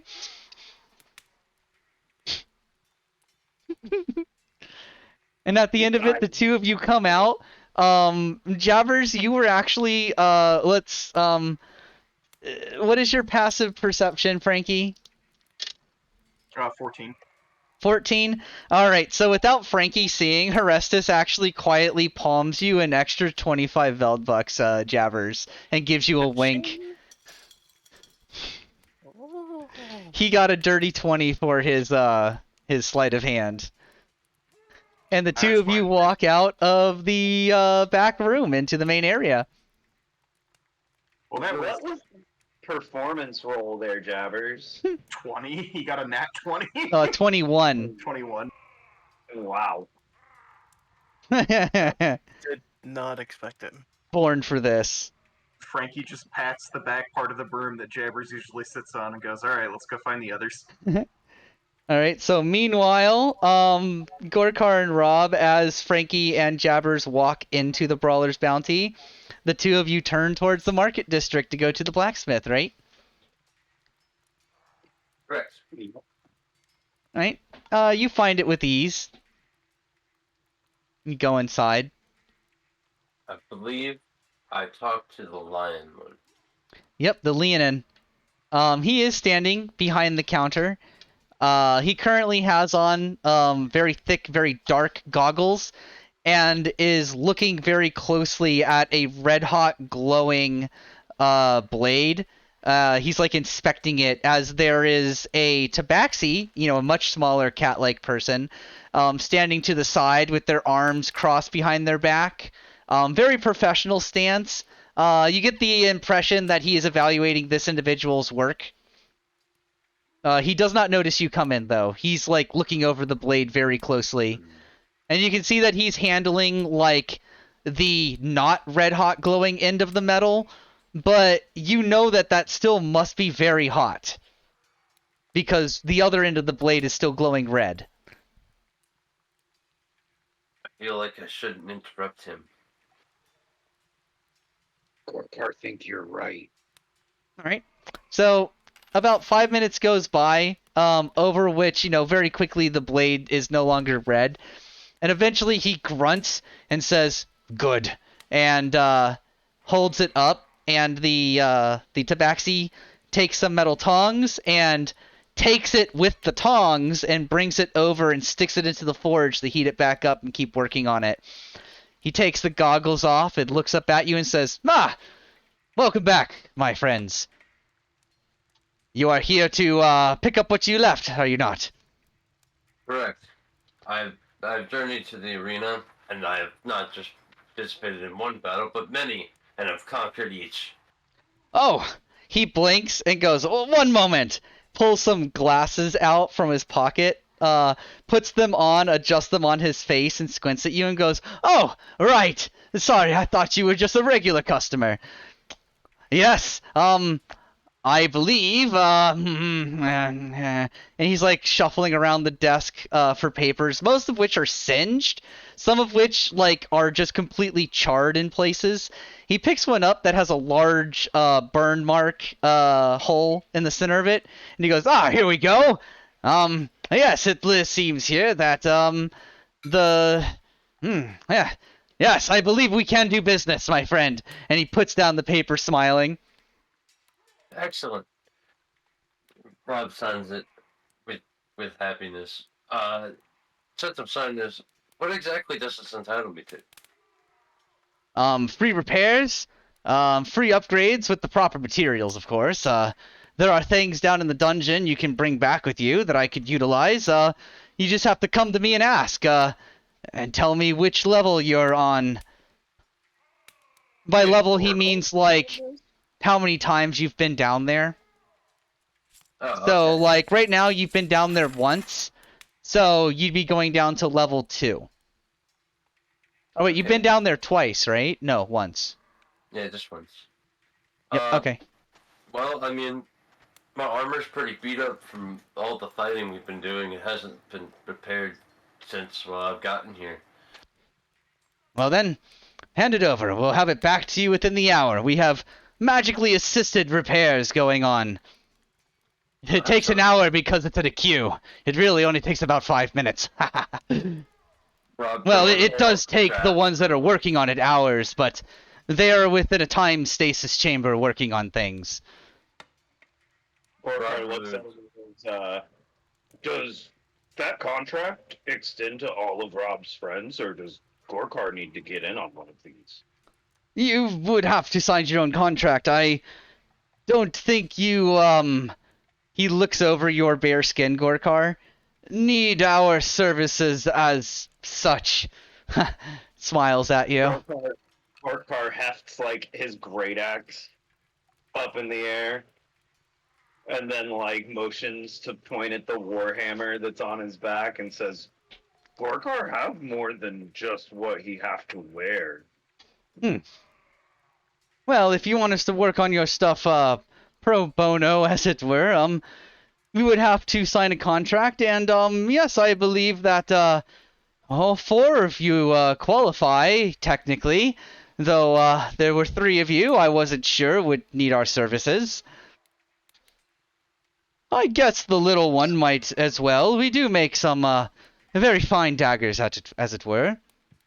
As well as, special heads for bows and for arrows and bolts. If anything else, my teammates are resourceful. They'll make use of it. Well, bring them in for a contract. I will draw one up. He snaps his fingers, and like an assistant, like an elf man, walks up. Yes, sir. What can I do for you? Go into the stasis room and draw up a contract for them real quick. Just the same terms and conditions as your friend Rob's here. Yes? He's looking at you, Jabbers. Or Rob, Gorkar. Yeah. Gorkar. Gorkar. Gorkar says, those seem like fair conditions. Yes. Good. And the guy like nods, and you watch as he walks back in through a door that as he enters the door, suddenly shoof, he shoots off at like rocket speed, like faster than you could imagine. And you watch as there's like a desk next to the entryway of this room. And you see other people moving around at super speeds, working on various pieces of armor and weapons. And as like people like walk into the door, normal speed. As soon as they enter the door, shoom, they're off. And then people rocket up to the doorway and then thunk back to normal speed as they walk into the room, as if nothing happened. As if they don't perceive any difference to themselves. But he sits down at this table and feverishly writes for like 5 seconds, and then stands up, looks at it for about 0.1 second, and nods real quick, and then walks towards the door, and then thunk, I've got it ready for you, sir. It took me an hour or two longer than I expected, but and he goes, yes, bring it here. Very well. Gorkar is blinking in amazement, like, what Gorkar just witnessed? This place never ceases to amaze me. But either way, we really appreciate. Gorkar looks it over. What are Gorkar's responsibility for this contract? Basically, kick ass in the arena. And then what? Tell people about the weapon shop? Or Yep. Just Yeah. Well, goes? after like a fight that you signed up for specifically, like if you get pulled in randomly, or if you get pulled in by Lord Veld, like you can if you want, and he'll appreciate it. But the contract is when you go in for a signed up fight that you've like chosen to participate in, you at some point before or after the fight advertise the weapon shop. Or I should say the smithy. It's not a weapon shop specifically. The smithy. And any weapons or armor that you have, obviously, like either brandish or indicate in some way that this item came from them. And didn't my vicious warhammer actually? No, that one was my item that was given by my god. Mm-hmm. My great axe +1 came from them, though. Mm-hmm. I had to buy that one. Yep. Well, from henceforth, anything that you need will essentially be on the house as long as you continue to be in good standing with them. They don't pay you specifically. You just get pro bono blacksmithing services. Right. Gorkar, are we describing our signatures? Because I mean, go for it. Gorkar takes the full fist, holds the writing utensil, like a child who doesn't know how to really write would, and just all capital letters of varying sizes just writes Gorkar in common. Nice. Also, when you guys said upgrade, now, say I bring you back, say, iron, per se. Are you saying you can turn this into, like, plate? Well, not iron specifically, but there are things, various magical reagents, components, and the like that are down below in the dungeon that, well, to be frank, Lord Veld has seeded down there, for you to find to bring back to me. Oh, okay. Well, Yes. then the guarantee that it's there is also reassuring. Well, you must ask me first. I must set it up. I see. Yes, as you have noticed, Lord Veld is a bit eccentric with the way that he deals with this place. In some aspects, he is very hands-off, and in some aspects, he is obsessively involved. Well, if he knows anything about paladins, it's that we seek our plate. Yes. Well, a good deal Would you like to drop off your armor for repairs? I can see that it has, melted a bit. Yeah, I'm actually quite ashamed of it. The, Honestly. unspeakable horror. It is, Yeah. if I would be ashamed if your armor was not melted in that fight, my friend. To be fair, if it wasn't for my healer, I don't think I would have made it through that one. I put my money on you guys, but you could not imagine the odds that were against you on the betting pools. Gorkar likes to be the underdog. About 10% of us had faith in you. And we made it out big. Well, glad to help. Gorkar, see why you willing to do business with us now. Mm-hmm. We'll continue to do everyone proud, I suppose. Game terms, that thing was a CR8 monster with its hit points maximized. Wow. I expected it to act. Fucking bodied us. I expected it to actually kill one of you guys. Like, sometimes it's Veldheim. You can cheat death. So sometimes I can actually try to kill you. I actually All of probably you work sometimes. It's fine. Yeah, when Gorkar dropped to 4 hit points, I was like, oh no. Yeah, that thing almost bodied you guys. That was awesome. I mean, got me under But Europe 3 times. What other D&D game can you confidently face a CR8 monster as a group of level 5s? And not die? You guys are fucking crazy. We did it with the help of our faithful audience. Well, yes, the audience did help a bit, and legendary items, but CR8? We're also just pretty good players. That's true. Exactly. Creative. Oh, Comrades, man. you continue to rock.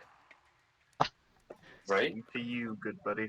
Rating you 5 by 5. So you guys are done with your business at the smithy?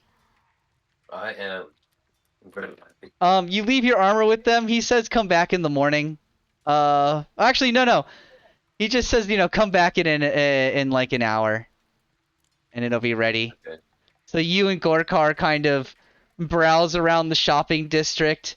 Maybe you get some street vendor food of some exotic kind that I'm not gonna make up on the spot.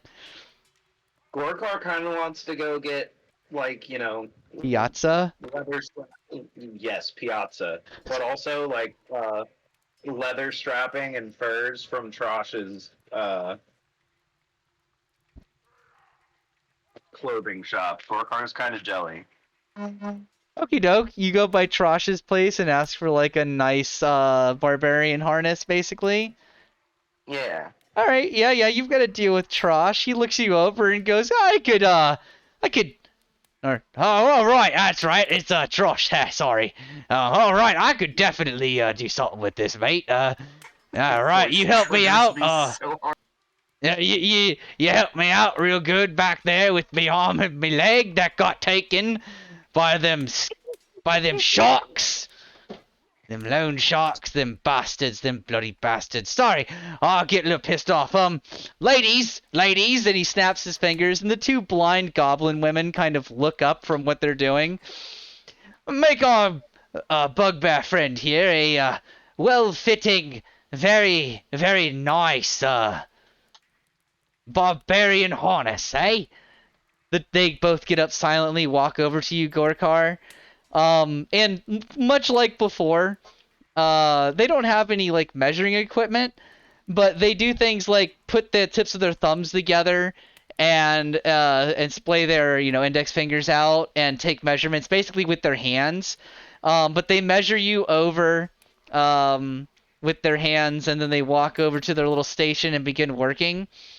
And maybe about a half hour, 45 minutes goes by between the two of them working on it. They end up finishing this very nice barbarian harness. It just, it just looks nice. While they're measuring Gorkar, can Gorkar look at Trosh and point down at the kilt-like fur thing that's around his waist and go, can Gorkar get one to match the harness? Yeah, of course, mate. Of course, it's all part of the outfit, right? And yep, very nice leather kilt to go with it. I know we're Yeah. supposed to be friends with this guy, but every time we talk to him, I just want to fight him. Because of I the only got fucking so many voice. voices, mate. You're gonna have to deal with it. Sorry. No, I know. I'm not blaming you or anything like that. I think it's funny. So the voice belongs to an NPC in another game of ours that we don't stream that has betrayed the party and they hate him ever so much. And it's mostly because they loved him so much that they hate him so much. That is exactly why. Like, we've been betrayed before. It's not that big a deal. But when Kurt did it, that rat fuck. Oh, it's beautiful. So, you guys walk out of the smithy. Business, your armor haven't been repaired. Your stomach's full. Gorkar's wearing a nice new barbarian harness with leather kilt. I'm thinking we're gonna go to match the dark theme that Frankie got, but instead of black and red, it's gonna be black and dark green. Please tell me the buckle on the belt is like a skull or something ostentatious and gothy like yes. that. Absolutely. Word. We'll have to Also- get those designed. The belt is like studded with a big skull buckle on the front. I totally forgot, but a few episodes back, Frankie handed me a cigar from a tobacco shop that I need to go visit at some point. Do you want to do that now while you guys are walking around the Yeah. shopping district? Like as you're I about might to as well. leave, you remember this place. Cause you're I would assume you're like about to pull out a cigar to smoke it, and you pull out the one Frankie gave you, and it's got the name of the shop on the plastic wrapping, and you're like, oh yeah. Yeah. I was like, I better go there. I did specifically tell him that you would come to visit, so yeah. Yeah, I was thinking about Horrible that. I'm like, tackle. oh, right. It's only been a few Right. days, you know. It's Gorkar, have you ever Velderheim. had a cigar before? It's a timeless place. Gorkar has only had one of those cigarettes that Jabbers has.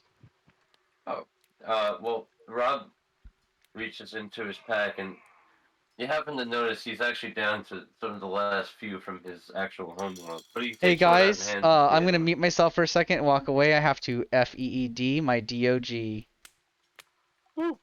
These are a little bit stronger than you- a cigarette, FAAD time. but they're rich You in say taste. it's stronger than a cigarette? Indeed, It also tastes better? it is rich in taste.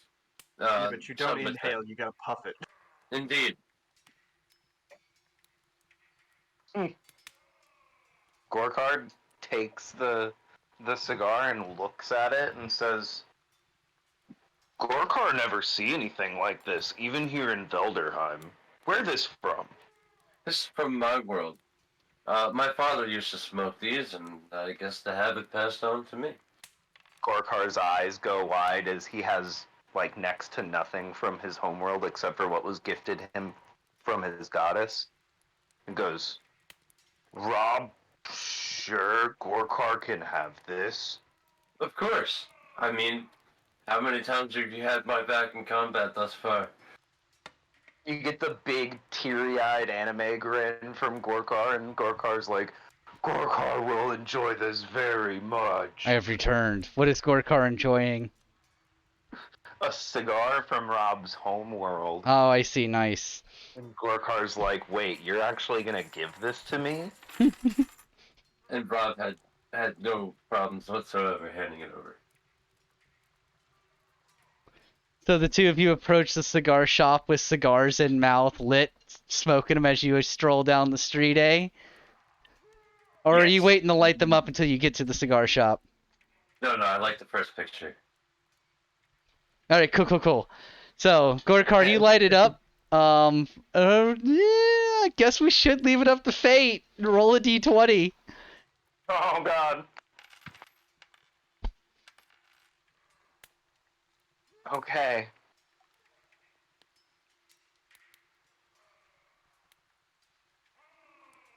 Big money, no whammies. Oh God, no! Oh no! It's a 5. It's alright, It's- cigars are an acquired taste. I mean, also, there's a lot of different cigars out there. Gorkar, this just doesn't seem to be to your particular liking. Can I roll a performance to pretend? That would be a deception. Damn it. Damn it, I only have a +1 there. Gorkar's gonna try and pretend to really like it. Rob's passive insight, or if you're actually trying to make sure Gorkar likes it or not, then you would roll. Yeah, Gorkar did terribly. He can tell that Gorkar doesn't Oh, enjoy it. yeah, Rob, you can tell Gorkar unfortunately doesn't really like this particular cigar. Rob just lets out the best laugh like you've heard in a while, and just goes, "That was my face too. The first time I had one." Why do you have cigars you hate? Was It's it an because they were acquired your taste, dad's favorite? as my father would say. It builds character? Is that what you said? No, it's an acquired taste. Oh, it's an acquired taste. Oh, God. Rob was hoping you wouldn't like it because he was hazing you. Fantastic. So the two of you stroll up to the door, and a green-skinned tiefling-looking individual with kind of light fey-ish butterfly wings behind, coming out of his back, approaches you as you walk up, and you realize you thought they were a tiefling, but instead of like horns, it's like the very furry moth antennas. And he says, "Oh, welcome, gentlemen. I am the one working right now here. I see you are enjoyers of tobacco products and such. Would you like to come inside?" We would. Rob, you did not see this guy last time you were here. This I like didn't moth even actually individual. show up here. Frankie just told me to come here. Oh, that's right. Yeah, that's right. Derp.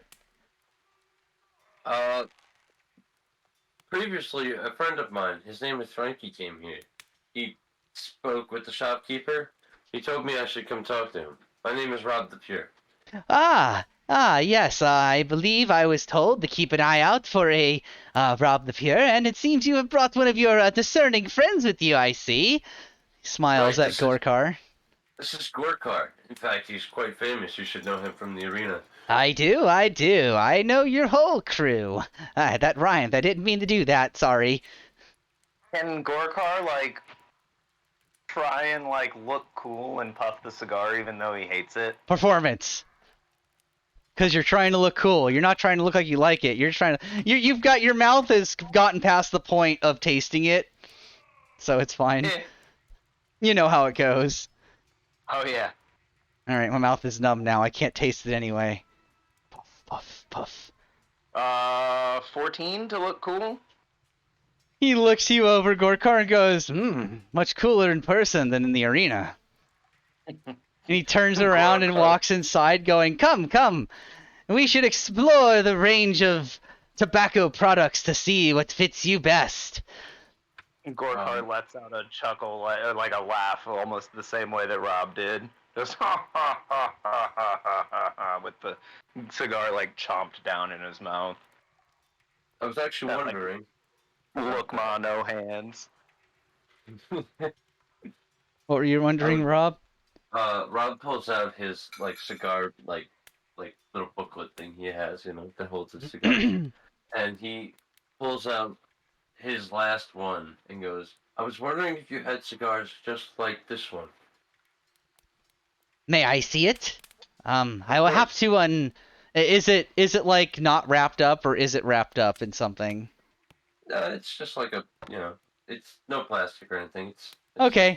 just So he says he asks you if he may inspect it, and he closes his eyes, and you see him smell it, And then he holds it up, and his little feelers are like touching it over.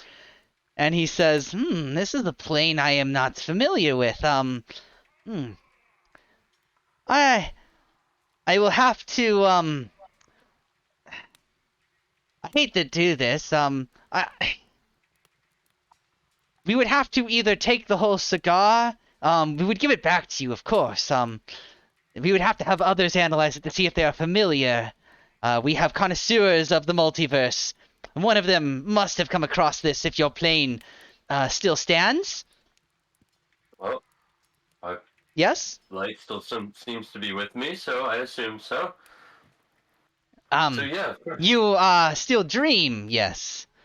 Yes. Ah, then good, yes. Ah, good, yes, of course. Yeah. We can find it then, most likely. 45% chance we find it. Nah. That's okay. As he's like holding it up to his Appreciate the antennas, and like the numbers just dropping as he's like thinking. Yeah. Well, maybe in the meantime, I can find a cigar that could be my new favorite. Yes, good, very good. So he takes you both around. Go ahead and just, I guess, roll. Yeah, I guess just roll a d20 for the first one that he brings you both. See if you like it. I rolled a 14. Am I rolling like a particular? It's pretty just a good. random number? This one's Yeah, pretty like- good. Yeah, you like it. Gorkar Gorkar agrees, it would 15. seem. Yeah, this one's pretty good. All right. I mean, it Gorkar you know, snuffs could the be other one. better. Gorkar snuffs the other one and hands it back to Rob. Now, is he like letting us like try some of them, or is it like? Yeah, they're like little sample cigars, so they're just like a little nub that's got like 3 or 4 puffs in them. Okay. Yeah, you sit there with it. You can you light it. You can like smell the smoke. You can take in a mouthful, hold it for a bit, and then let it out. Let it really roll around in your mouth, and you get the taste in your mouth with the air, the aroma of the smoke around you, and just the whole experience for about 4 puffs. Excellent. Well, Rob will go around and he'll take out his case. He's like, "Is it by the cigar, or like how's this work?" Almost. Yes, it is by cigar. Okay. Well, Rob will like go around and like fill up his little case or ones he's tried and like stuff until he has like it holds about 12, and then he'll bring it to the counter. All right, 12 of them. Let me see. You have, and he starts going through individually, like checking each one, and you see that each one of them has a different price. You kind of pulled randomly, so we're just gonna say like average. And he says that'll be 120 Veldbucks, please. Oh my, that's a lot. Okay. I'm calling the average price 10 Veldbucks for a cigar. Because Now, it could since be I was anywhere. It could be anywhere from 1 Veldbuck plus. Right? Yeah. Well, Rob bought some quality. He splurged on himself for once. He doesn't do that a lot. Yeah. It's a good thing to spend your money on good cigars. Indeed. Yeah, plus, you gotta think tobacco is probably a little bit of a rarity considering, there's no agriculture. Oh yeah. Sure. You see that each of these cigars is marked by what plane it comes from, but also there are special markings, particularly these like little gold stamps.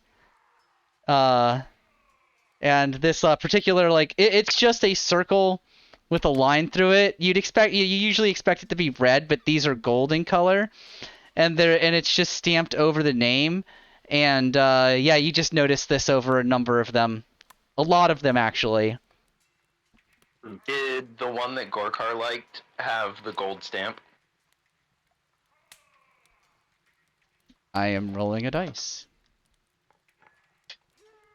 No. And Gorkar will take 5 of them. Oh yeah, the gold stamped ones are also much more expensive. also, while I'm here, I was wondering if I could talk to the shopkeeper, I guess you, if if I promote your cigars around, perhaps maybe next time I can get a discount. I will have to talk to the others. We run it as kind of a joint venture, you see. But I am intrigued by your offer. Come back tomorrow, and whoever is here will most likely have an answer for you. Okay. Don't forget to tell your partners that we're not just regular customers. We're like the next bearers or something. It Oh seems to be a yes, big we deal. we know who you are. Okay. For now, you are the ones that are playing Lord Veld's little game. And that's no problem Yeah. with that, someone needs to do it. It's a very important Well, thing to be done. I do intend to find a way, or at least what exactly is ending the universe is hopefully, you know, That's the idea. it's nice to keep the stress out, and he holds up the cigars. I Yes, do indeed. appreciate your service. All right, Gorkar, you just grabbed like 5 of without any of the golden stamp. So Yes, we'll just say that 5 of those the ones that Gorkar liked. we're gonna say that that's like a 25 Veldbuck total. Because they're not like very expensive. But there's also like a lot of tobacco in the particular jar. Like there's like you could see just a loose tobacco leaf in each of the jars, above each name, so you can see what it looks like. Hey, I've had some pretty good $5 cigars. Oh Don't yeah, knock no it. doubt. Oh, I'm not knocking it. I'm just saying it's not very expensive because they apparently can replenish it very quickly. Nice. None of you ask about the gold stars or the gold stamps. I mean, I assume you assume what it is. I'm Yeah, I assuming mean, they're now not that we premium. know, uh, Gorkar's like looking at the ones that are in Rob's bundle that have the gold stamp on them and says, Gorkar think you not able to really get many more of those, huh? Oh, no. Those are from worlds that have unfortunately gone its separate way from the rest of us. I was trying to Gorkar, find a good way to put it, but nothing I thought of really came out right.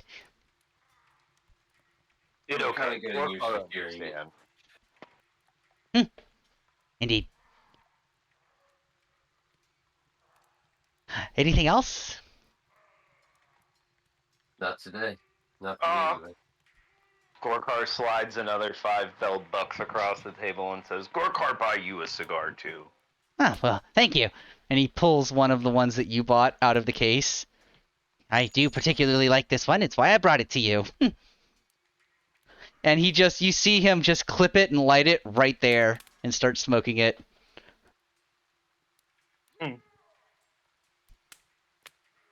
And the two of you leave the cigar shop, filled with the aroma of cigar smoke. Depending on if you like it or not, you either smell amazing or fucking terrible.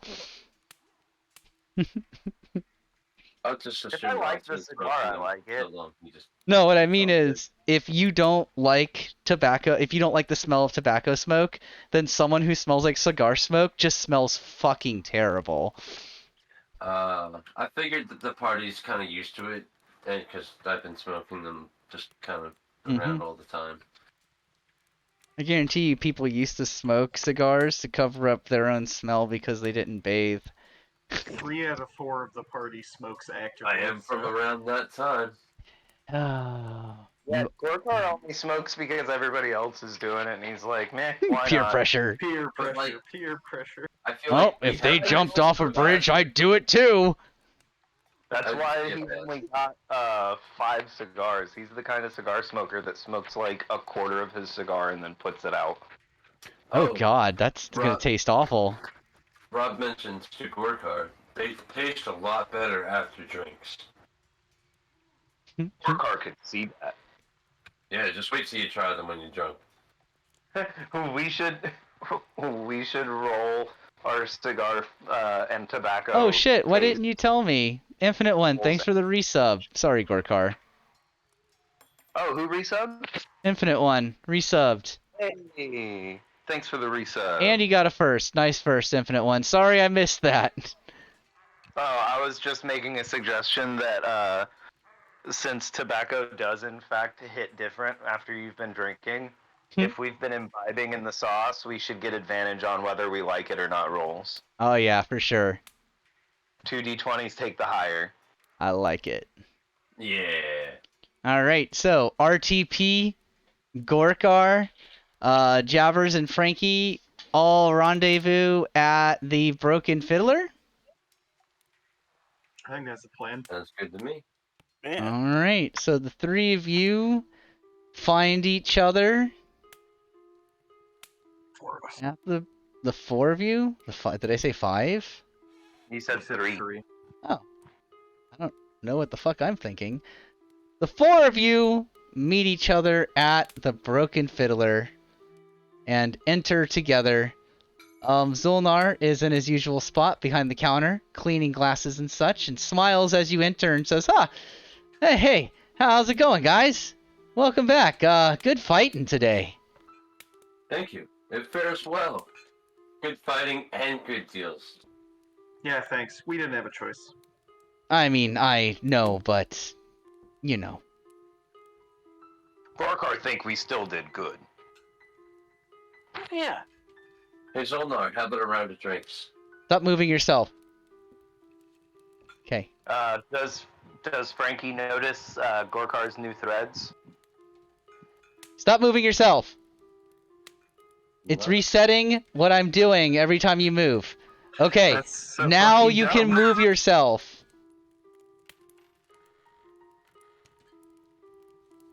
Rob, I assume you want to be in here? Not at your bed? No, it's the one next to Jabbers. Yeah, Frankie. You take Jabber's seat. No, I didn't. I'm the one that he's the outer seat. No, right? Jabbers sat down first. Rob didn't have a chance. Yeah. No, I know now. I know I sit next to him. Yeah, I love how we have assigned seats. Frankie, when he sees Gorkar, just wolf whistles. Gorkar strikes a muscle pose, like a turn to the side and flex the thigh and the shoulder and the bicep. Looking fresh, Gorkar. Just always looks like I'm coming out to greet everyone. Gorkar take page out of Frankie's book. Well, it's really more Trash's book to begin with. I didn't ask for those clothes to be like that, but it's, I guess it's kind of become my thing. Yeah.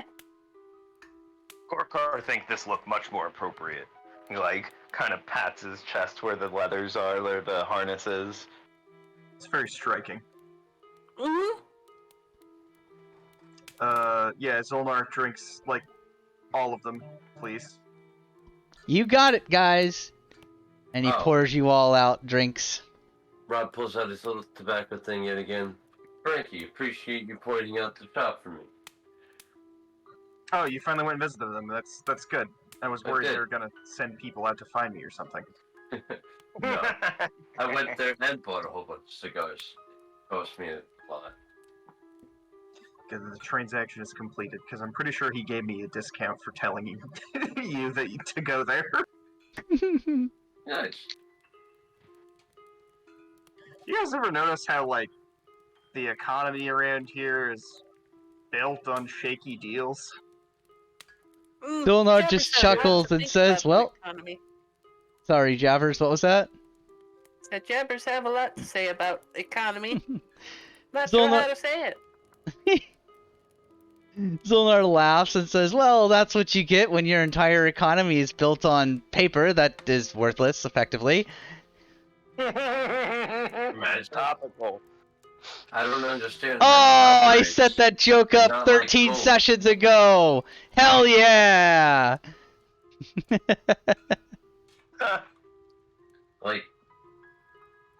would Rob still like have like when I was like transported here, like my old coin pouch that would be effectively worthless? No, all of your coinage was taken. Okay. Okay, I was gonna say I was like he'd be looking at it like it's weird that none of this is meaningful now. But Nope, you don't have he still any of has that the thought. coinage. He just has the thought anyway, without actually holding it. Gorkar kind of shrugs his shoulders and says, Gorkar make more money here than ever. Gorkar think this economy okay. Yeah, I suppose wealth is relative. Mm-hmm. I kind of swore a life of minimalist, so money's kind of irrelevant to me. What are you talking about? You're trying to buy plate armor. Isn't that stuff expensive? Yeah, but once I have that, I don't really need money. I plan to like, I don't know, help out the chapel and stuff. When if Gorkar armor think- break?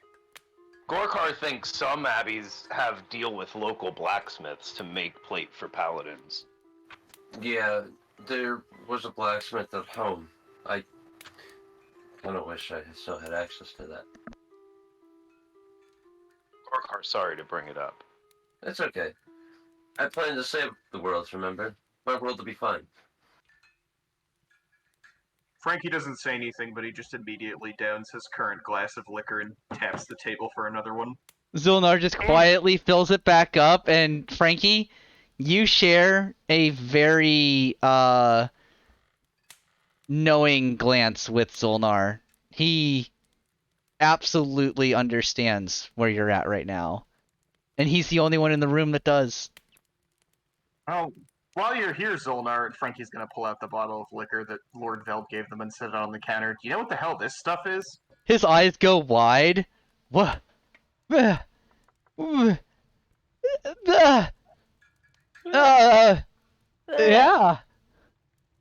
did you get that?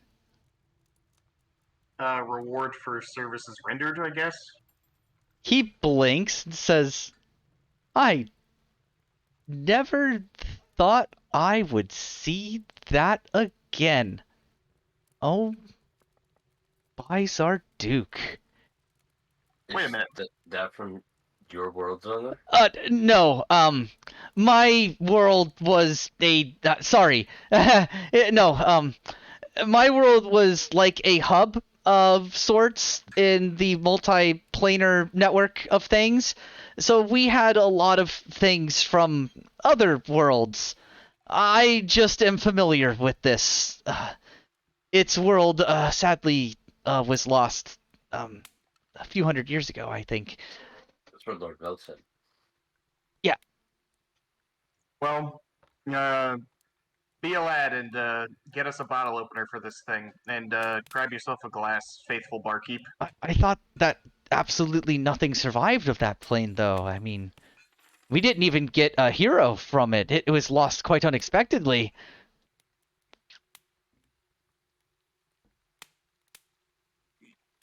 Right. Mm. Let's crack it open and pour yourself a glass. Wait, hold.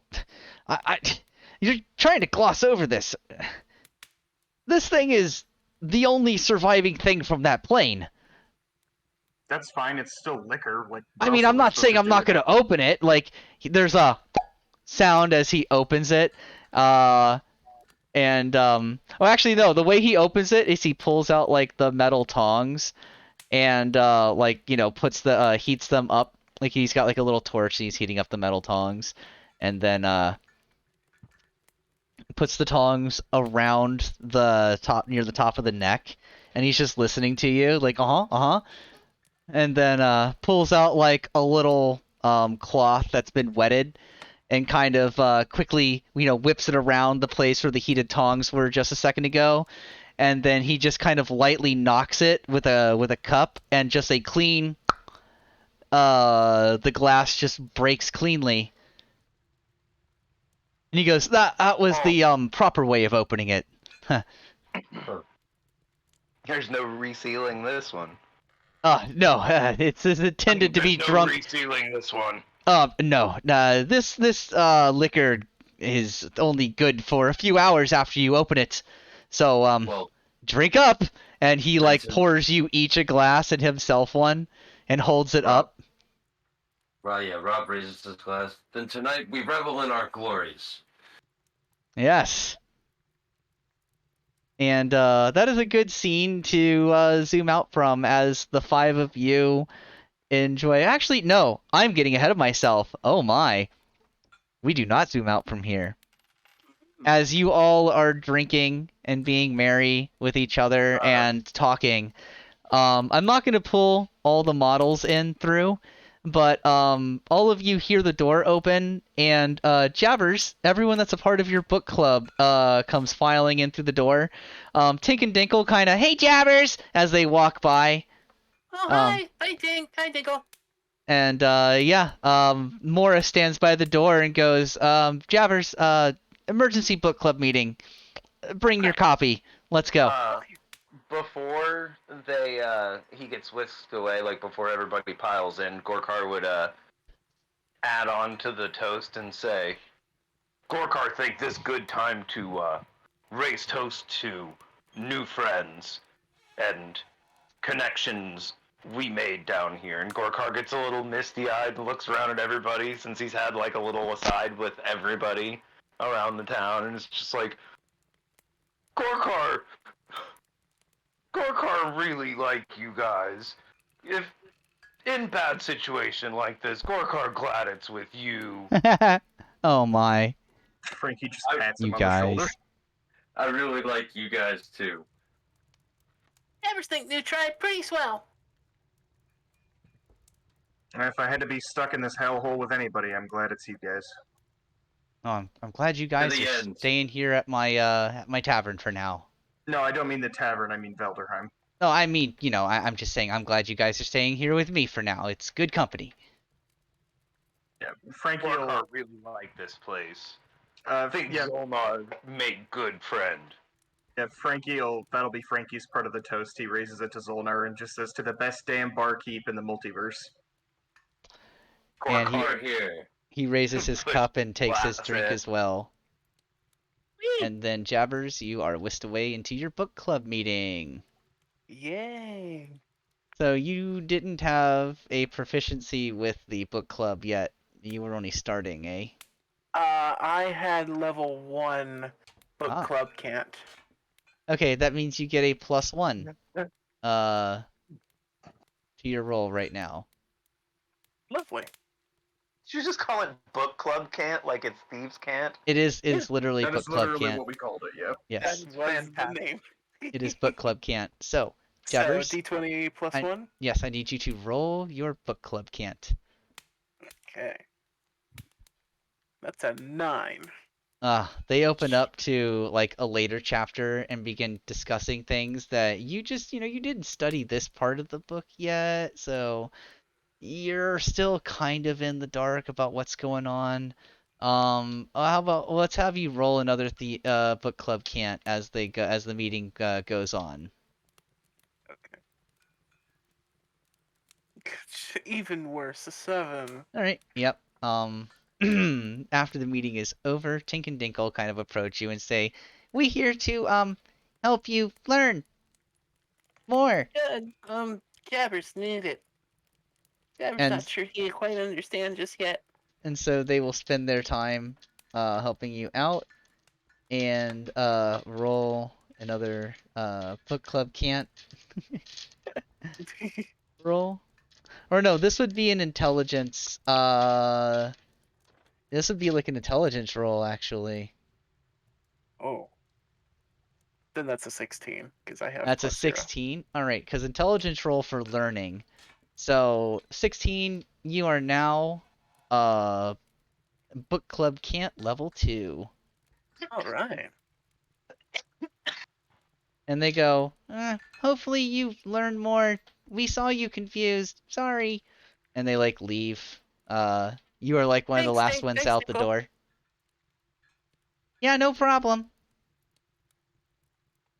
And yeah, Jabber's coming out for the last round of drinks is where we are going to zoom out and say, hey, good session, y'all. Thanks for coming, everybody. Yeah, great sesh. Thanks And for being here. Gorkar, did you still plan to do a thing after the stream? I did actually. All right, cool. Well then, slash.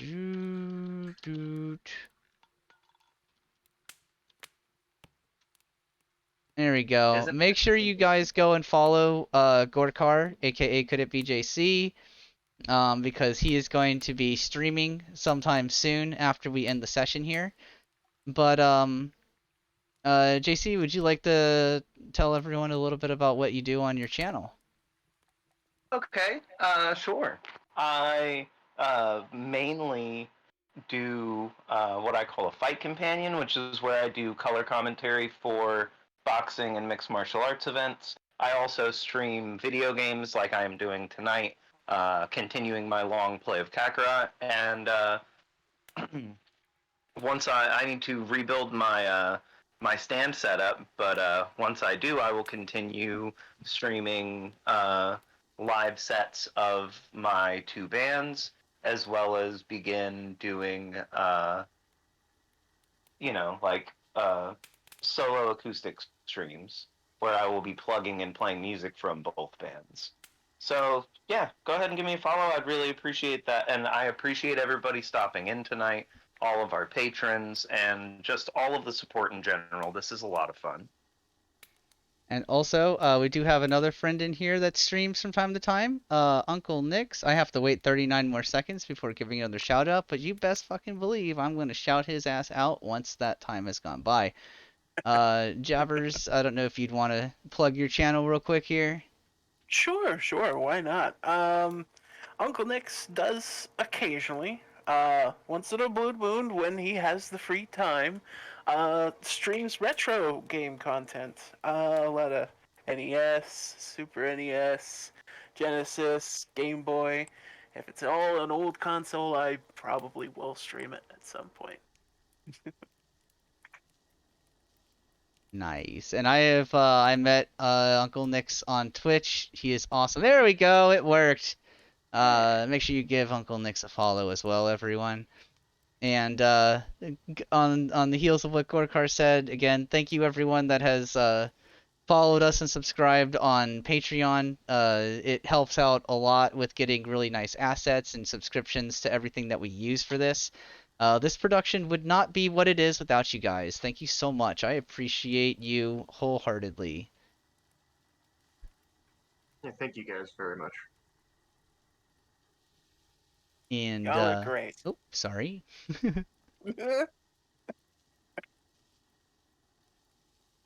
And with that, of course, Before we go, oh. I just wanted to give a little shout out to our DM here, Spaceman Dips, for crafting and running a very intriguing, very dynamic, broad spectrum game that can be entertaining on multiple fronts. We've got tension, we've got spots for comedy, we've got great character interaction. Thank you to my fellow players for being an awesome party. I appreciate you guys a lot. Yeah, you as well, JC. Mm-hmm. You as well. Thank you guys so much for making this game what it is. And I believe that we are going to close out here. Make sure you go check out Could It Be JC when he streams later tonight, soon after the stream ends here, I believe. Yeah. Other than that, I hope you all have a wonderful night, and we will see you next week for Veldheim, the City of the Lost. Bye. Bye. Bye. Bye.